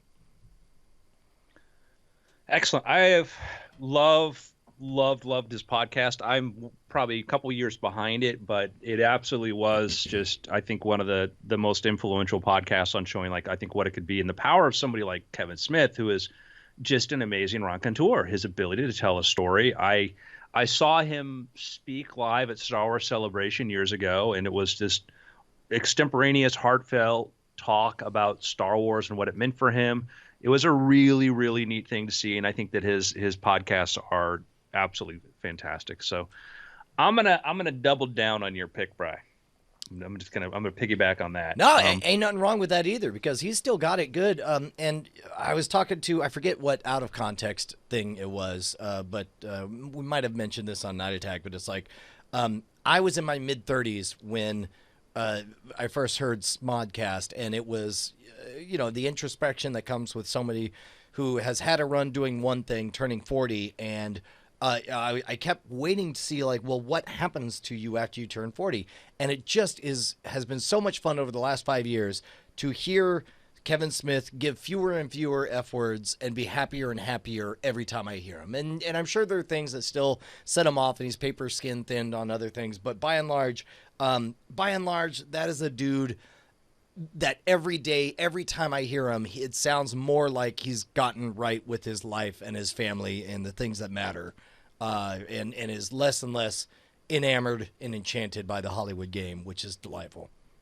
Yeah, I think he's absolutely agree. He was able to find sort of like the real value is in your friendships and your relationships with people, not what stardom or whatever is the allure of that. It's having people who you care about you on a real level. And you see that when he does a podcast, you see that when he talks to people, and that's really cool. I'm going to do kind of a pick. You'll hear it's going to be a selfish pick here, sort of a selfish sort of like thing. if I may indulge. Sure, yeah. It's just for you Magic fans out there. I'm going to be announcing next week what's called Illusion XX or Illusion 20. It is. I started creating magic effects when I was a teenager, and I put a bunch of every single illusion book and plan that I've put out into one ginormous volume. Actually, there's going to be a hardcover edition. This was just sort of my paperback proof, and I'm going to be announcing details on that later this week. So it is, if you have any interest in magic or illusion, dude, for the record, even if you just care about the three of us jokesters, it is Andrew's work as an illusionist. It is I want to say Shock Effects. It might have been a different book, but where I first read a magician friend of mine had one, and this is back in the days that they were spiral bound and so on, and handed it to me. I sat down and read the whole thing in like 2 or 3 hours, and I was like, this guy gets it. Lots of real clever stuff. I deeply resent his talent, and if I ever end up on a podcast with him, I'll make sure to shoot lasers at him. Thank you, Brian. Thank you for the lasers. Yeah, that was Shock Magic was a book I put out there because I was trying to find out, like, how do you do the nail in the head? And I couldn't find like concise resources on that stuff, and I finally found like some Indian magic magazines or whatever which talked about it, and I'm like, yeah. And I never knew anybody who did blockhead, never knew anybody who knew how to do that, and so there I am by myself with a nail, a hammer, and my phone ready to dial 911. Dude, you and me both, man. We both came from the school of trial and error, and I think it's fair to say neither of us recommend anyone else do that same method. Buy this book instead. Yeah, this is just all of my. It starts with my first book I ever wrote on illusions called Solo X, which was one-man illusions. I was thinking about the problems of being like a cruise ship magician and trying to find new assistants and train them again, and the idea of having a show where you could the magician would be the center of everything that happens, which, the very good and pro and con to that, but it was a way, every book I ever put out there was trying to think, thanks for showing that one, Bryce. There was... It was every book I ever put out there was trying to figure out how do you approach that? And from there, that was an extremely huge selling book. That was a book that had magic that it went on to go appear in the stage acts of magicians around the world, and that led to other books and continued on through Solo X illusion effects. And I started creating illusions that were easy to build. That was one of the things that I became kind of most noted for in the magic creation circles with illusions, was how to take corrugated plastic or cardboard boxes and create stuff you could go on stage and fool people with. So that is where that went from. So I will just say this about Andrew's work in illusion building. Magic, and specifically stage magic, can very, very often be a kind of stagnant artistic place. And I think that that's a frustrating element for anybody who's followed that industry. And what Andrew, I know, has been amazing at doing is not only doing very interesting and thought-provoking and trying to move that art form forward, but also trying to do it as economically as possible, and not even necessarily in how you're building stuff, but just in how you can use it, and thinking of the full stem to stern experience of like, yeah, this is great, but also this is going to pack a way that will be beneficial to you, or this is going to be something that is very it is there for experimentation. It's there for you to make your act better, and I think that that's something that very often is sort of forgotten, I think, in especially stage magic, where it's a lot of, advancing a act is like, well, now I have enough money to buy a blank. Great. I have a blank now. Let me figure out a good routine to put around my blank. And that's just sort of it, as opposed to, trying new things and trying different and cool ways to do it. And I think that's what Andrew's always been fantastic at. And that's going to be on showcased in that book. Thank you, sir. Gentlemen, it's been weird. By weird, I mean we ended the podcast. Yeah, and also I gotta go pee. Okay. Cool beans. Sounds like fun. I'm gonna do it too. Hey, cool guys. Hey, boy. Hey. Well, I'm gonna leave then. Okay. Hey guys. Happy Sunday. It doesn't feel like Sunday. I don't know. Maybe it's because I was working yesterday. And the day before. What were we doing? We did get some pics. I swear to God, either of these are Harambe. Oh, no.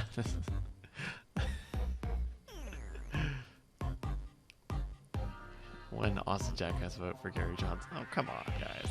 Wow, someone went deep on this. T2 last says America falls to Russia before his own country did. Gosh. We also got... Oh, this is funny.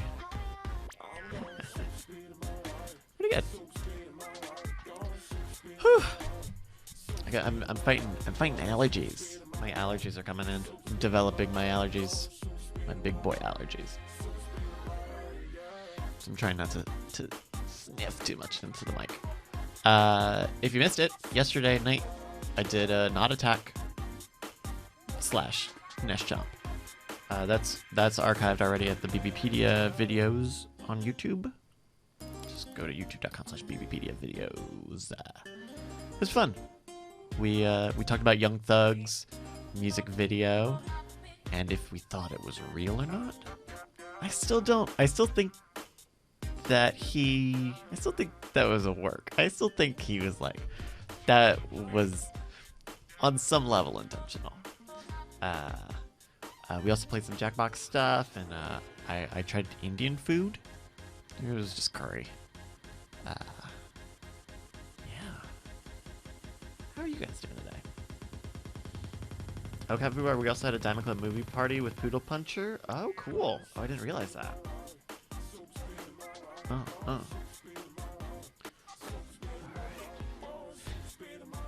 Well, let's get ready for After Things. BS for Free says the Laser Pope trailer was fantastic. Was great. It was fine, right? I just don't know. Like I don't know how. Was that it? Is it supposed to be a trailer? Is it just like a short film? I don't know. It was fine, I guess. But you guys, they watched Airplane versus Volcano. How does that even happen? Like, does the volcano keep showing up at airports, or it's the airplane? Is there like a curse? Oh, he says don't ask. Well, I am asking. I'm nuts. Oh man, tonight's a new young pope. He says no, seriously, don't. It was such a bad plot and reason. Stacey, I saw 10 seconds of it and it was horrible.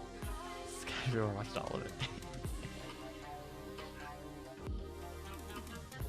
I'm really getting into Travelers on Netflix. Hey, Justin. Yo. You see this show, Travelers? No, what's that one? What's up with that? So it takes place in the modern day with people from the future who are traveling back to the modern day. I think you mentioned this on Cord Killers. Yeah. Yeah, no, I haven't seen it, but it sounds like a very ambitious television story to tell. So that's always cool to see people attempt stuff like that. It's a new take on a time travel sort of plot, I guess. I think it's pretty novel in that, like, the people who are traveling into the past, for them it is basically a one-way trip, and that they're going back with a mission to save the human race. Yeah. It's pretty interesting, and it took me. It's not about Irish travelers. That's what I want to show. I want another. It's a novel approach, like 12 Monkeys, Millennium, and a few other ones. Anyway, yeah, it's good. Okay, well, I didn't know this. Also, it took me a while, but I realized that the main character is Will from Will and Grace. Main character of Travelers. Look at that. Yeah. Hey, guys, would you guys mind if I tapped out like 15 minutes into After Things? Yeah, I found out that I have to do 2 or 3 episodes of Skim School Remix as well. Right. So I don't mind keeping this one short. Sure. It's not like we always do that now. Well, I mean, we've also been over-delivering on plus-sized episodes of the main show. That's been fun. Okay, if we're good to go, then. I mean, like, no is a fine answer. Like, we can. No, like, no, I'm fine. It's feel like we're on a slippery slope with the show. Oh, did he say that? The old slippery slope argument. That's how Diamond City was created. What? No, it was created as a place of celebration for you, Brian. Yeah, no, Wow, no. you got like super loud when you said. I believe it was created into a crater by by me. Yes, well, that's how you ended it. Technically, by me telling Justin to just fire everything and then play Flight of the Valkyrie. Just What's following the Twitter. worst that could happen?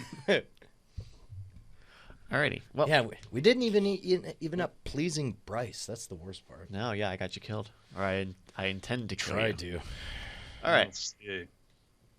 Well, Happy birthday, Brian. let's do after things, huh? Yes. All right. Take it away, guys. In 3, 2. Welcome to After Things. I'm Andrew Main, joined by Justin Robert Young, Hey, everybody. Brian Brushwood. Hello, beautiful people. Gentlemen, I'm going to ask you a difficult question. I want you to imagine that in front of you is a business card. Okay? Yeah. One says, Brian Prescott Brushwood. We don't know why. You just were at the printer and you had a little bit of anxiety. And you said, Prescott is a middle name now. Sure. Okay?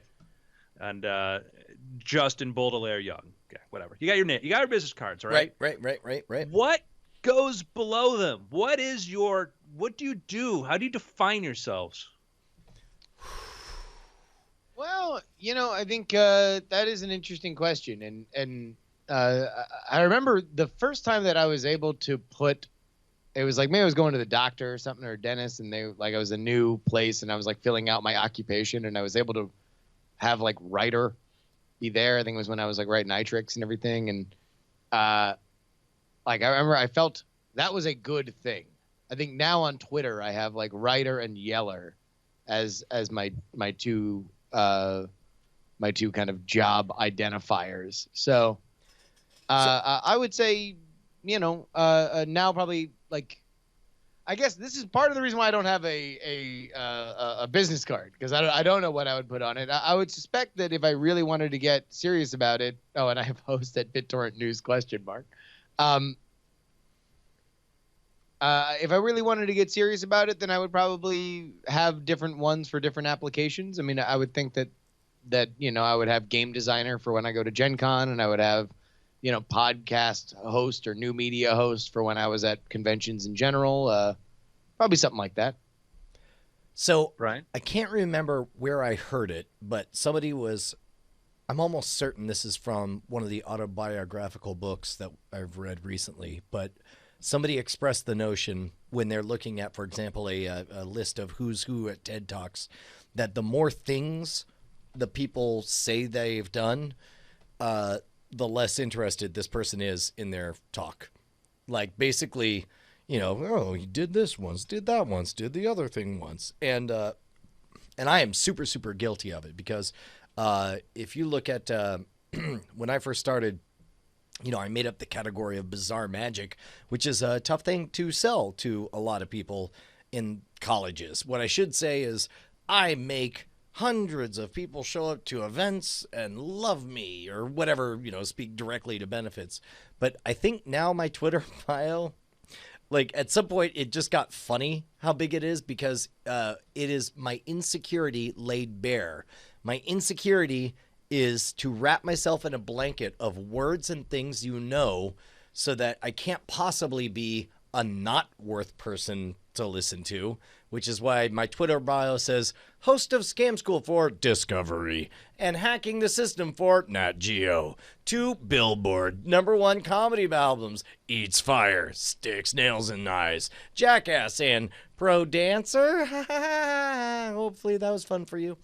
So I don't know if I'm doing a disservice to myself by trying to shout all the things I do all of the time, because between those lines is an admission that I don't think I have the presence that, like, 5 years from now, would love it if it just says Brian Brushwood, Modern Rogue. Like, that's all you need to know. And what does Modern Rogue mean? Well, I mean, hopefully it's the most successful property that I do, and it's an apt and catchy descriptor of who and what I am. I'm in the TED conference talking to you. We're in the hallway. Yeah. I'm like, modern. Are you a homeless person? Are you a? So this is the other question. Is you're right because I'm Elon Musk. I'm Elon Musk. The answer is you'll find out. Like if you meet you bump into Elon Musk and say, oh hello, and you're like, oh hello, and what do you do? I'm like, this is me. You put your hands on your hips, proudly stick out your chest, and I go, I'm a modern rogue. I mean, I wish, right? So the it's tough because What would you, I'm like that you are a modern rogue, or that it's youtube.com/modern rogue? I don't even know. Here's what I know is when I got started real fast, I realized people who I respected in Magic did not have a card with their name on one side, and then you flipped it over, the words perfect for birthday parties, weddings, masters of ceremonies, bat mitzvahs, bar mitzvahs, brisses, executions. Yeah, exactly. Like, and then 87 things, dancing, blah, blah, blah. All that says, like, when I glanced at that, all I read was wants work, right? Yeah. And then on the flip side, my friend Gene Naftulev handed me his business card, and all it says, there's no phone number, there's no anything. He says, let me give you my card. And he handed it to me, and it just says, Gene Naftulev, legitimate businessman. That's all that was on there. And there was something so metal about that, something that just broadcasted, you don't call me if you think you need me, but also you're going to have to figure out how to get a hold of me. Yeah. Which in some circles is cool. To other circles, they'll be like, arrogant, don't need to deal with this guy too. That's the challenge is that, we figure out our business card sort of in a vacuum, and then we find ourselves, in a situation where you're talking to the president of NPR or whatever. You're like, oh God, I'm going to look like the biggest flake in the world. Oh, but the good news is I've already accepted that I am. Yeah, right. I have my card. I never knew what to put on my card. I put magic and mischief. Which I think is accurate. It conveys. Mine was always bizarre magician because I wanted to convey that I do a magic show, but also convey please don't book me for birthday parties. Yeah. So my brother used to get great amusement out of, we'd be somewhere, and meet some friends. He's like, oh, tell them what you do. How do you describe what you do? And this would be like back when I was working for the James Randi Foundation, and like, hey, how do you describe what you do? Because he was amusing for him because one was trying to sort of describe that. But then, now it's that we've started using the term creative, and I find myself in the situation where like, people are like, well, what do you do? And it's like, what's today? And I'll have an answer. But that comment you mentioned, about, the TED Talk thing where somebody says the more number of things they do, the less interested, that there's truth to that. Painful truth to that. That's the kind of thing that, when I hear somebody go, oh, I'm a serial entrepreneur, and I'm like, I don't think I've heard of how many of your companies were really successful exits, and how many of them were just a bunch of companies you started and you gave up on? Let's play this game. Let's run around Twitter and see how people we respect define themselves in their one-line bio. I've got Elon Musk already open. Yeah, okay, so Elon Musk, right? So Elon Musk says Tesla, SpaceX, tunnels, and OpenAI. I mean, that's pretty legit. How do you feel about when people define themselves like father, fan of Spaceballs, and loves punching? Well, I think that there is a difference on Twitter between people who are there to read and participate and there to market, right? And on some level, we are all here to like that. This is our business, and for Elon Musk, like, where his tweets can be looked at as something that has to be filed in SEC reports. Sure. So what about like I'm seeing Baratunde Thurston in the folks we know. It says Baratunde's somebody I respect a lot. He says formerly of The Daily Show and The Onion, co-founder of Cultivated Wit and Show About Race, board Build National. That seems pretty legit. And so there, I mean, what you're seeing is he's listing a lot of what you were saying, which was that, all right, well, here are things that that therefore can convey worth to me now, even whether I'm with them or I'm not with them. Yeah. So do you say what you do or who you are on your business card? And also, What what do you use your business card for? you know, that's the other thing is, I've always got a bunch of different projects that I'm either, a principal in or advising on or part of or whatever. And it's that dicey sort of thing. And I kind of just settle on the magic and mischief one, but it's like I've been in situations where, I talk to one person, I'm like, well, I need to tell them I'm an author. I'll talk to somebody else, like, I need to tell them I produce TV. In other words, like, I need to tell them I'm a magician. And then, they're So like, oh, there's three interesting people there. can, can I tell you a true story? Is that I have business cards, but the only reason I have them is so I could do business card related tricks. And all it has is the toll free, 866 eat fire and Brian at Schwood.com, which are all publicly available, at Schwood on Twitter. But blank backs. Oh, look, you're holding one right now, right? So I could do magic tricks with them. If I in the moment know that I'm encountering somebody who I think has some value, what I'll do is I always, even if I do have those cards on me, I'm like, I've got cards, but they're garbage, but I don't want you to become an unperson to me. So do me a favor, just let me send you a text of all my information. And they will give me their phone number, and I will open it up, and it's always the same template.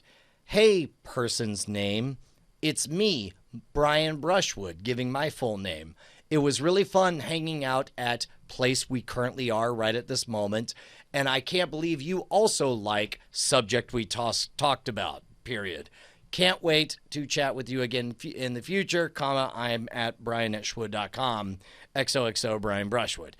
And then that does two things. First of all, the act of doing that makes a moment, if not for them, and maybe they don't give a rat's ass about who I am, but we live in the moment and we remember what we focus on for extended periods of time.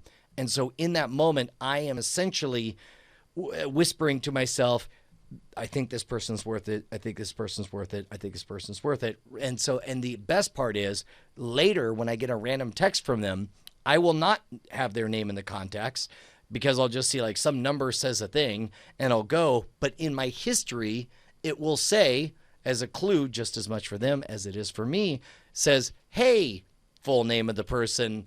It's me, Brian Brushwood. Glad we're talking about blank at this thing. And it's something that feels that is not disingenuous. It feels authentic because it is an authentic moment at that time, but it has the massive, massive benefit of telling future Brian why past Brian thought it was worth putting this guy in his phone. Yeah, I try to do just, hey, let me send you a text back and forth with somebody that I like doing that because if it's somebody I really want to talk to, it creates a dialogue. We start a conversation going. It's in the text. It's not the intent to have a conversation. It is a conversation, which is certainly helpful. But I guess the kind of the broader point I was getting to is just the idea of I remember having conversations with Justin 10 years ago about where was the world going? Because, 10 years ago, YouTube had been around for a year. Twitter had been born. You were starting to see media. You started to see the idea that networks meant less, that studios don't really, unless it's Disney or Marvel, the name of a studio doesn't mean as much anymore. And then we talk about the age of the producer, the person whose name was on there, like in rap and like in music in particular, like the name of the kind of the super producer, or that is the brand, like the individual brand kind of thing. And now it's like, okay, how you define yourself often relates to how you get paid. And for me, that can change every 2 years or so, depending upon what I'm doing. And, I fall back into that writer or creative role, but man, that doesn't really narrow it down. Well, but that's definitely why you and I both know that I'm somebody who's very, very friendly on Twitter. And for many people, they will see, oh, Brian's following me now. Who is Brian? So I think it is important for those people for him to be like, oh, I do know him from that. I also saw him in that. Never heard of that other thing, but whatever. And wait, a dancing thing? Now we have hi, I'm a guy who you have seen before, and this is me coyly standing in front of you saying, would you like to be friends? Also, here are some suggested topics that we can instantly start having a discussion on. And, some people are instantly intrigued and we start chatting. Other people are not. And that's fine either way. So, but I don't know what to do with that in terms of business cards, though. Yeah, and I guess it's kind of trying to get beyond the business card, but just the idea of like that you started off that very poignant talk or mention of the person, the TED thing about the more you do, the less credible you are. And I think that I know that, one of my problems is that because I try to do a number of things, I'm probably not as effective in one particular thing. And sometimes I can't, I can only spend so much time working on one sort of area or so I convince myself, but maybe that's not the case. So let's play a little betting game, because Twitter profiles are as close to business cards as we see nowadays. Somebody like Madonna could say, author, original material girl, hosted on this, married to so-and-so, mother of blanks, new children's book coming soon, dooba-dooba-dooba-doo. Or she could just write music. If you were going to bet which one she took, what would it be? Keep in mind, I don't know. Yeah, and I mean it's like what a publicist wrote, but also she's a person everybody knows. Well, that's not us. We're assuming when we go into a serious situation, we're a complete stranger to somebody. So if you're Madonna or you're Jimmy Fallon or whatever like that, you say something funny or quippy because everybody knows who you are. For us. Yeah. We have to say, like, we already have an idea of who they are. People have no idea who we are. So it's like, okay, how do we, that I guess, and I don't know, not to negate your question, but I'm saying, like, for us, it's like, how do we solve that problem? Like what is, because you walk in, you're on the floor of TED, you're in front of Elon Musk, and you're like, what do you want his impression of you to be? Do you know what? This is actually something I've worked on over the years, where, and it ends up being a semi-interesting 27-second vignette. But somebody asks, like, what do you do? And my answer is always, man, that was easy 10 years ago. I toured with the magic show where I ate fire and stuck nails in my eyes. Now it's all complicated. I do internet videos. I hosted a TV show. I don't know. I guess I just say entertainer nowadays. And then that tends to be my 23-second pitch. What about you, Justin? Do you have a like when somebody says, "What do you do?" I generally try to play to the crowd, like because I'm sensitive to the idea that I do a lot of stuff, but I don't really like. There's not one thing that I'm like a world beater in. I think that there's a lot of small wins, but not a lot of like gigantic wins. So if I'm at Gen Con, I'm a card designer, and if somebody knows me from my podcast, then cool, that's bonus. If I'm at a convention or something, then I'm there for the thing that we're going to be doing later that night, like a podcast or something like that. So, I would say in wherever I'm at, if this is a business interaction, then I try to only give the one thing I think they are going to be most interested in. If it's a social interaction where we're talking about, just what we do for work, then you can give the rundown of like, well, yeah, I guess I sell stickers, but I also do a card game, but I also am a independent podcaster, but I also do these other like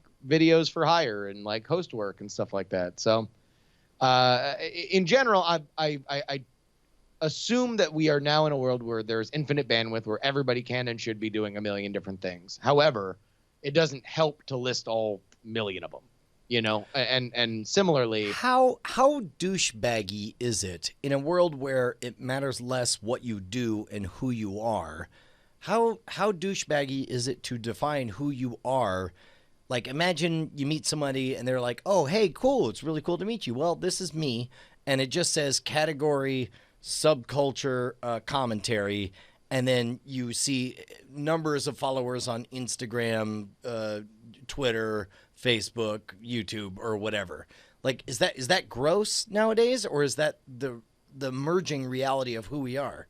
I think it depends. If you're at something in some influencer event in LA and you're talking to the person that controls the new media spending for a Procter and Gamble, then yeah, having those metrics on hand could be the difference of you scoring a gig and not, right? But for me, especially because there's not a ton of numbers that are like at least gaudy, like knock your ass off, exciting for me. Like it's more just about exactly what the targeted skill set is. Hypothetical question. So I would say that I don't think any of us has really come up with a this is the best answer. We've had our answers, but I don't know that we have any. This is what you need to do. We just explain how we sort of adapt to it. But I'm not joking when I say I long for the simpler days. Like, it was a great 10-year run where anyone could ask what I do, and I knew exactly how to sell my show in the duration from floors 3 through 7. And then we're done, and we're off the elevator, and you now know I'm a nutty guy who eats fire and sticks nails in his eyes. Like, that's great and comforting and simple, and also not how reality works. I mean, is Steve Martin a musician or a director or an actor or what? It's like eventually he just becomes Steve Martin. Yeah. What do you want your card to say 2 years from now? I mean, it's cocky to think this way, but I'm going to give you a jokey answer that does encapsulate the sentiment that I think I would like. I would like to see, hand out a card. It just says Brian Brushwood, and then underneath it says, yeah, comma, that one. Like, is that too much to ask? Sounds perfectly rational, Brian. Okay. What about you guys? Yeah, what about you, Andrew? Oh, no, it's not. That's not how this game works. Yeah. My problem is at any given time, there are probably one of three things I really, really want to be doing a couple years from now. So that's the problem. You asked me this morning, I'll give you one answer. Asked this afternoon, I'll give you a different one. But yes, I do like the idea. I'm charmed with the idea because there are things that I do because I love to do them. There are things I do because, well, this is how I make my money, and I'm very fortunate that all of them tend to be creative pursuits, but there is that, all right, is the thing on my card the thing that I want to be thought of, or the thing that I'm doing, to pay the bills? And that's the problem, is to figure out, like, what is that one thing? I mean, I love writer, but not having to explain myself, when I'm a writer and I'm in LA and I am, a stone's throw from everybody claiming they're a writer. And so it's kind of like, it's not a real way to differentiate yourself. So I kind of tend to use, I'm a novelist, and I will quickly, if you played video of me introducing myself to other people, it would make me cringe. It would absolutely make me cringe because of how much I try to blurt out, in the first 20 seconds of just trying to justify who I am and why I exist. It's pathetic. So, to be honest, I don't like business cards, and I would prefer to not have one. Like yeah, but how do you prove that you predicted the exact imaginary lunch they were going to eat? Yeah, in the scenario described. Yeah, I don't know, man. I think there's it doesn't seem to me like the most powerful people in the world need business cards, I guess. Well, yeah, but you had to get there. So, all right, my last question before I release you all is, you get the phone call. Hey, yeah, I'm the booker for TED. Somebody told me I should have you do a talk. I know Ted's cool again. Don't worry. And my question is, it was a napkin. Your name was on the napkin. Everything else is running. I don't remember who it was, but they're very excited about you. What exactly is your talk on, Mr. Brian Prescott Brushwood? What's interesting is you just inspired me to maybe get a set of business cards that say something totally different. Like, so I have a toll-free service called Grasshopper that I use to, and pretty much all the options forward up to my cell phone eventually. Are you going to get to what your talk is about? No, Mr. no, no, no. Brian? I'm sorry. I'm diverting. I'm causing. I know I'm you're pressing allowed to. pause. Pressing pause. But I wonder if you're looking to make an impression, you couldn't get away with, just as you casually, socially always do, say, this is me, blah blah blah, and it's got a name on it, and you hand it over, and then say, but then later, those weeks or months later, when people go through their cards, they found a card that just says, "You have no memory of receiving this card. Period. Call this number to go on a quest to find out why." And then as this artifact where it's like, I guess I'll call and the person will explain. But instead, it's this nested phone tree thing of just like, all right. Tell me, were you in an Aztec temple? Was it press 1? Were you in a whatever? So like create an under the surface adventure, An alternate reality game. Yes, exactly. about- Turn your card into an ARG is what I'm saying. That would be fun. But anyway, For who? what's that? For who? Dude, all I know is that the more layers I add to the toll-free thing, the more thankful and laughing people are by the time they actually get a hold of me. Full stop, without exception. But that's a very specific thing. Like, yes, that what you just described would be great if you were like to the Scam School audience or the Modern Rogue audience. Remember, you can call me at any time if you just dial like 1-887 eat fire, right, or whatever your number is. Like 866 and then eat they fire. went through this thing, and now it's added entertainment and excitement, and then eventually they get to you or they don't get to you, but it's fun to do it. I don't know if that would be great for a business card, though, right? Where people are just like, oh, great. Yeah, I have a theater open. I would like to book Brian for a theater gig. And it's like, did you meet in a vampire killing society? Press 1. Although that'd be pretty badass, too. I don't know, depending on It what would you're be cool selling. for you. It's great in abstract. It's probably not cool if it's like, oh, yeah, I guess that's $10,000 and a theater gig performance in Chicago that And then- now I don't get because somebody got frustrated in your fair phone. enough, fair enough. I don't know. I mean, I think I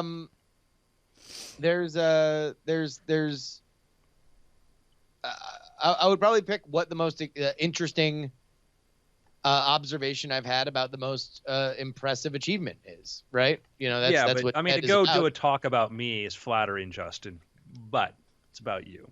It would. Now I talk all about Andrew and his empire. So I think that would be my answer, right? And I guess like now that would probably be, as of now, the thing that people beyond me find the most interesting about me is probably the Contender now and the Kickstarter thing, and like that's what people talk to me the most about, asking me my advice on the most. Brian, Um, it's your TED Talk. it's tough.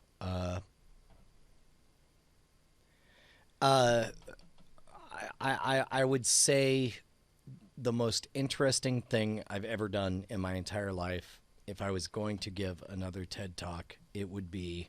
No, we're talking TED, Brian, not TEDx. TED. I know, TED. I know. But Pressure's on. I'm proud of you doing the TEDx, by the way, but I was just going to, really squeeze you. no. I think that it is the story of recognizing emerging opportunities, getting in early enough, and finding your space for it. But I don't know how to say that. For example, as magicians, our job is not to fool people. Our jobs are to perpetually be figuring out where people can be fooled, and then and whether you execute that job by making a trick that you sell to other people to fool them, or whether you corner the market to yourself and hold it, and you're the one who fools them. There is no expectation that you are doing a trade that will be the same forever and ever and ever. And I feel like the internet is the same thing. I feel like this is why the three of us have all formed in this place, is because we're constantly looking for underserved markets and opportunities and twists of fate For example, last night, and I forwarded a copy over to Justin. Even with like our daughter, we figured out we started doing something called the nurtured heart approach that we've talked about as a way to deal with somebody who's very intense and for whom punishment doesn't work really well. It really boils down to, when you think of it through as an economics thing, it's like, if your problem is that punishments don't work, then what you need to do is do what they call quantitative easing and increase the money supply on compliments, so that all of a sudden, since you can't punish, the worst thing you could do is give no compliments, and that feels like the lowest end of the tier. I guess what I'm saying is, like, our job is to perpetually be finding clever ways around things, which of course is the definition of a hacker, of a magician, of a comedian, of an observationist, of a show host. Anyway, it's a pretty bad business card and a bad pitch for Ted, but I promise it'll be a good show. That is a pretty long TED Talk title. Well, yeah. Also, and then I forgot to put asterisk. Also, the title of the TED Talk is the TED Talk by Chuck Tingle at the bottom. Exactly. No. Up yours, Fiona Apple. You ain't got nothing on Brian's title word count. I would say, if I was to throw pitches at two of you and say what's most interesting to me about you all is, with Brian, you're a guy that went from a road performer, which was an industry that'd been around for hundreds of years, that went through upheaval, and you transformed yourself into a pioneering podcaster and YouTuber. You're a guy that created, took this brand of live entertainment and broke it down to what the core element to it was, and figured out how to turn that into an entirely new career, but yet feels exactly like what you're doing before. So, man, would it be accurate to say world traveler turned pioneering YouTuber? Well, I mean, world traveler doesn't imply. I mean, were you just a guy who had money who went around the world? I would say you were a performer, a road performer. You were a traveling performer. A traveling performer turned live YouTube performer to pioneer. YouTuber. I'm down with that. Yeah, something like that. Justin, one of the many things that impresses me about you is that you can do a politics show where half the people don't hate you. To be determined. But I mean, I think that there's something there, but that's harder to quantify, right? I mean, I think that's like there's an element of trying to like talk about like how I go about stuff like that, but at the same time, it's like, there's no real benefit right now. I mean, aside from like I get to make a living, which is great, but that's not. It's not really any big shakes in the world. A lot of people make a lot of livings on a lot of stuff. Well, what about you? Oh, gosh. How to ask your friends uncomfortable questions and turn it into a podcast. Well, I mean, accurate, but I mean, if you only had 20 characters to put on your card, what would you put? Business card. So, I mean, there's a running theme through my stuff is how to BS your way into something, or just create a body of work until something recognizes you, whether it's TV or publishing. How to keep doing a thing, like, I don't know. It's a hard question. That's why I'm asking you. I mean, I would say, the two biggest things that I think are fascinating is both your resume as a performer and a creator in magic, and all the names that you've been associated with, as well as being somebody that has been on television yourself, as well as, and I think this is almost, just as much as impressive is the journey from somebody that, made yourself the kind of writer that is has deals with several major publishers. That's something that I think a lot of people don't understand, the journey from let me type stories on my computer to even posting them, let alone to take it where you've taken it. I think that's something that I think a lot of people, I'm sure, would love to hear more about and do when you do those periscopes, you know? Yeah, I mean, it's certainly been the thing that's been the most interesting thing I think people found for me to say is to just sort of in stuff that seems blatantly obvious. It's just like how to just get out there and go do it until it gets traction. You know, how to learn fast and do that. But, gentlemen, this has been a very insightful sort of thing. I think for our listeners, just hearing us struggle with these questions should perhaps there were a couple humanize questions us. in the there were a couple questions in the chat. Did you want to take some questions in the chat? Oh, sure. I didn't want to keep you guys, pressed here, but I will absolutely. No. We can. So yeah, we can. I don't want to be falling down any slippery slope. So like, let's. So what were our questions? So Stacy, and I think I might have lost it here, but she mentioned how do you develop your personality? I am gonna say that is one of those things that sort of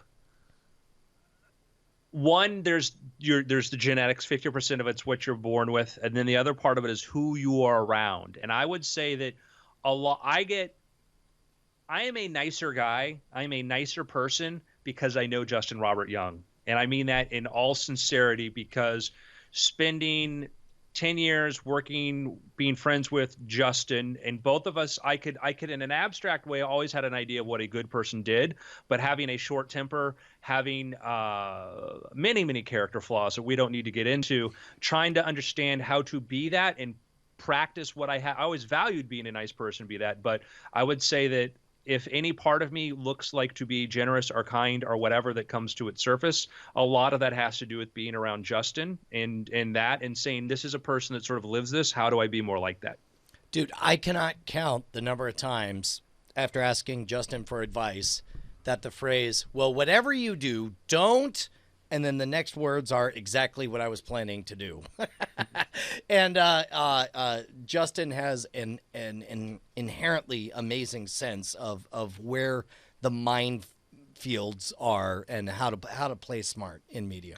He, and one of the examples I can think of a number of times is like when we would, early on with magic stuff or whatever, eye tricks, and we'd deal with some very highly critical person, who was giving us some sort of criticism, was just a pain. And Justin's like, well, you don't know what's going on in their life. I'm like, oh yeah, like I'm putting him in through the lens that I'm talking to somebody who's on an equal basis with me. And every time I dig in, I find out they're going through something. I dealt with, a particular sort of, negative, extremely emotionally, it wasn't really grounded in sort of logical kind of criticism from somebody. And then I just did a Google thing and found out this person was going through some of those horrific things you can imagine. And I just happened to be in their spotlight, and my ability to not react, not say, let me handle this logically, or it doesn't matter, is that any reaction is a reaction. And people will they will post hoc justify how much of a horrible person they were to you if you give them an equal response or anything they could perceive as that. So I would say that I owe a tremendous debt to Justin from learning by his example. And I would say that as far as how do you develop character and personality, it starts with goals. I'm not a person that wants to be short. I'm not a person that wants to have that quippy one-liner and put somebody down and sets them in their place. Used to value that. Then as I got older and said, yeah, but that just makes me a jerk, And Yeah. I don't really tend to like that kind of humor. When people are like, watch so and so totally destroy this, I'm like, so that's gross to me. But by the way, I only have 2 witty zingers left now that I use. One is, hey man, I don't know what has got your world in such a twist that you're the guy commenting this way on YouTube, but whatever's going on, I hope you get through it. Love, Brian. Like that is the nastiest I get. That and wait, there's another one. The dude? Oh, no. Yeah, well, I'll Okay, 3, Bryce. Okay, there's 3. There's 3. The other one is I'll respond like my zinger is relevant link, and when you click on it, it's a clip from The Big Lebowski that says, "Yeah, well, that's just like your opinion, man." And then my only other zinger is oh dog, I had it and then I lost it. I'll have it back momentarily. Crap. That's a really good witty zinger, huh? No, Get back to me in a minute. Brian, let me tell you that the thing I've tried to do is Oh yes, not no, want to oh, put a zinger. I got it. don't want to I do. got it. I don't want to do the zinger. No, but I do have a don't want zinger. to do the because I know that my if my guts to go there, I've already lost. This is Andrew, not Brian. It's very, but I know that I've already lost. If my gut is. Because one, I have this thing like anytime somebody can distract me from what I want to do, and there's certainly like, when somebody says this and you need to respond to something, my kind of thing is just sort of not even take it to any sort of personal, not even have the feeling to need a zinger, which I used to like. Well, but I think for Brian, and by the way, thank you to both of you. Save some for my. We were talking, Justin. The thing that Brian has to do is when you are managing the YouTube element of it, is that if you are only engaging with positive stuff, at times that can almost fan the flames of the negative stuff. And no, even I'm not saying you don't like. I had an example of a book review where somebody it was a mean kind of thing. They'd said mean things and stuff. And I looked through it. I said, okay, I need to respond because this review was getting a lot of because it was this really zingery sort of just rip into me kind of thing. And I'm like, all right, whatever you want to call me personally, that's fine. I'm not going to address that. You don't like me, whatever, that's fine. I did a rebuttal, and all I did was, this book didn't have this. And I just wrote, chapters 22 deals with this. Chapters deals with this. Anytime they said something negative about me, didn't say anything about it. I didn't do any zingers. I said like, well, here's everything was just, and you could just pull my response out by itself, and it just looked like an outline of what was in the book. And that was my goal, was say, no, this is here, not a you're wrong or what you. I never addressed that person personally. Even I just addressed. Here's the factual stuff that I can address, and I just put it to that point. And I dug in to sort of look to see who this person was, and I realized this person's dealt with a lot of tragedy. And I'm like, I felt better about not even trying to go there. So I had a response, but it was like, no, it was just here's a point here, and not even you're wrong or this. It's like this isn't this part here, this is a part here, and so that was the least emotional response I could do. Well, I think understanding this is something that I very much picked up from Andrew, is understanding form and function, and where you are talking, where you are talking to people is very often 75% of the story, right? So, if you are in a situation that calls for discretion, then you need discretion. If you're calling for something that needs engagement, then you need engagement. Like there's always going to be more, and this is whether or not you're broadcasting your opinion as a personality or you're interacting with people. There's always going to be a lot more to what is going on than you realize. Always. And you can know as much as you can, and you can just apply best practices to the rest. But, and this was something that really came in journalism, was that if you don't know the whole story, then you really don't know. If there's 10% that could change all of it, then assume that 10% is the thing that can change all of it, right? And I think that's something where, like, for Brian, having watched his YouTube comments and understanding that, like, there are people that if they get on fire, now all of a sudden they're basically graffitiing all of your videos since the beginning of time, right? That, sometimes just that little touch of like, hey, I'm a real person, can do all the difference in the world, because now you've become somebody that interacts as opposed to somebody that would never listen to somebody like me. And that's good. But I think for you, Andrew, when you're dealing with a situation where a review, especially in the places where they are the most prominent, where letting that review become the battlefield where people are engaging back and forth and therefore being rewarded by the algorithms for that, can be the most destructive thing that you could possibly do. So beyond even, if you're going to say like, okay, there's being a good person and there's not, there's still also just how you manage yourself online and how you can best make yourself the best that you can be. Well, yeah, this is a case where because it had the most likes, it became the number one review. Yeah, and so it was like, all right, normally I'm like, I don't care, I just leave, but I'm like, all right, this is the first thing people are going to see. They're going to see this thing which is factually incorrect. The personal attacks, whatever, maybe they're true, and that was like, all right. Normally I just don't respond. I don't respond, but I'm like, well, they're saying things that's not true about what's not in or not in this book or whatever. And so I'm like, well, let me address, just say this is where this is and this is this. Let me just handle it in a totally objective, not address anything on a personal level kind of thing. And that was my way to handle it, was so that you read this and you didn't see me responding to any of the like personal attacks, because it was like whatever, you know. And that was because I said, no, I don't care. You can call me whatever. Like we've talked about this before. Like I got a blue check next to my name. If somebody busts my balls, that's fine. That's fine. I'm never gonna. I say never, but I try never to punch down. I never want to punch down. And if somebody has a bad day, wants to yell, whatever. Okay, that's fine.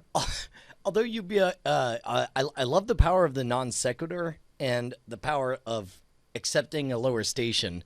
Like, I'm trying to think of any nasty comment anyone can make on anything that I could not respond with, hey, did you see this time a drone chopped up my hand? Like number one, how do they not click on it if they're really all wound up? And number two, how do they go and look at the stitches and all that stuff? And then, what you got from me now, bro? Yeah. You want to talk crap about how I'm a bad person now? Go ahead, go for it. Yeah. You're our bad person, though, Brian. Attacking no. I mean, that's factual. Attacking that drone with your hand like that. Did you ever see? I was the victim of a drone strike. Were you a victim of the drone strike, Brian? I mean, a drone strike happened. I mean, did you grab a drone? What happened to the drone afterwards, Brian? It got kicked by my wife because retribution. Real victim. Because all right. How much does the drone weigh? It's light enough it floats in the air for some reason. How old was it? Maybe a year old? Your wife kicked a 1-year-old? Yeah, no, my wife did kick a 1-year-old. Isn't it the size of a We had small just puppy? adopted it. We had just adopted this drone. It was only a year old, and my wife kicked it. And I heard maybe it had some special needs. It did have special needs. It needed one very particular type of battery. We only had 2 of them. And in fact, it just got out of the drone hospital, and then I think we're done here. Wow. I say, did we have any other questions we wanted to address? Or but I guess it's the long and Stacey is, I think of who you want to be and try to be that. You know. And I would say that, Stacey, my interactions with you, you've always been a wonderfully positive and nice person. And I feel I'm always glad whenever I see you're in a chat room or you're talking or present or whatever. And so you're one of these people that makes things better. So, and I would say that is what we observe of you. Put that Brian on, and Justin agree. Put that on your business card. Makes things better. And also, she's somebody that's doing more and more podcasting and stuff herself. And I think the lesson that we can all say until we're blue in the face, because it's always going to be true, is just keep doing it. And if it's bad, congratulations, it's working. Like, just understand the if you watch something that you've done and you are not happy with it, then understand that you now know more about what not to do. And that ultimately is really the X factor to all success. Yep. Have a get out there, make something, have a plan for how you get better and how you improve. In writing, it's reading books and writing, it's learning to analyze, it's taking things apart. Podcasting, it's listening. It's listening to your own thing. You get to the point where it's extremely hard at first. Then if you're willing to correct your mistakes and the stupid ways you pronounce things or do stuff, eventually you get used to it, and then it can become background noise, and then you can figure out how to make it better, but it doesn't bother you. I had to learn by editing magic videos of my own stupid face. Oh, God, how quickly do you learn to resent your own voice and stupid head? Oh, God. I had to, just to get a real quick aside, so putting together this book, this tome of all of my illusion books, right? Putting all my illusion books and plans together in one tome. I was much beautiful back then. To our audio listeners, I held up an image of myself taken by one of the best album artists ever. Anyhow, when I put this together, the book starts with my first magic book I ever wrote, where I literally did the images in Microsoft in MS Paint. Okay. Nice. I did the images in MS Paint. It is, you would not look at this and think that this guy was going to become, you would not read it and think this guy is going to become a writer. Let me show you one of the images. Okay. So there's a dude. I seriously considered that was moving a body through a CD, right? Yep. And that went on to become an thing that got put into a lot of magic acts. It became a very popular illusion. But the book, that was the first one. Then the next book, you can see a little bit of it's hard to see this on the glare here. You could see an evolution of the illustrations and stuff to by the point that I was, and then it's like I became a slightly better artist. Not a hugely better artist, but I started to improve my technique a little bit, and then learning what my strengths and my weaknesses were. By the time I started doing things like, I'm just going to show you one more thing here and get to my point. I started doing this one. By the time I got to there, my illustrations improved considerably. Not great. I'm not a professional illustrator, but I thought I became much better at it. And at first I'm like, do I want to put that earlier stuff in? I'm like, no, let people see this sort of progression. Let them see where I started using crappy MS Paint drawings to then better and better and better, and still trying to figure out the better way to present stuff and do that stuff. Put it out there. I'm not afraid to put it out there because I had a process to make things better. And I feel good about like, yeah, this is where it started. This is really, really crude, but the ideas were there. And then I got better at presenting them. And now I feel, now I do, my own covers and stuff for books like, Orbital, my new sequel to Station Breaker, which is available now. And, I get a lot of compliments from these when I'm, my books are on display next to like professionally published books. So you can start somewhere and just get better. Dude, that is awesome. Gentlemen, thank you very much for doing this. It's very, very helpful towards me. I appreciate it. If anybody out there has questions about your business, your strategy, whatever you want to do, ask us. We love those. We love those questions. I know that sometimes we give you some hard advice, and but we've had, I think every time we've done it, people have been absolutely grateful and thankful that we've done it. We often feel like, ooh, do we really want to? But, we love you and we want to tell you the truth, or the version of it that we see. Yeah. Any picks? Nah, not this week for me. Yeah, I don't know. My pick is noise canceling headphones because I'm so back good. on the road doing a bunch of stuff this week. So we might have to figure out something also for next week. But yeah, on the road. We'll figure it out. All right, yeah, yeah. noise canceling headphones. The Bose, I got the Bose Bluetooth in-ear. noise canceling headphones. They make you go to sleep. Yeah, the in-ear ones are wonderful, and also you can put them on during the day and walk around. It's like everybody's a ninja. Yes. You're like, oh, how'd you get there? Oh, I didn't hear you. Where'd you come from? It's also great because nobody has any expectation of responding to you. So it's like you can half hear someone and just decide, not even going to act like I have heard that.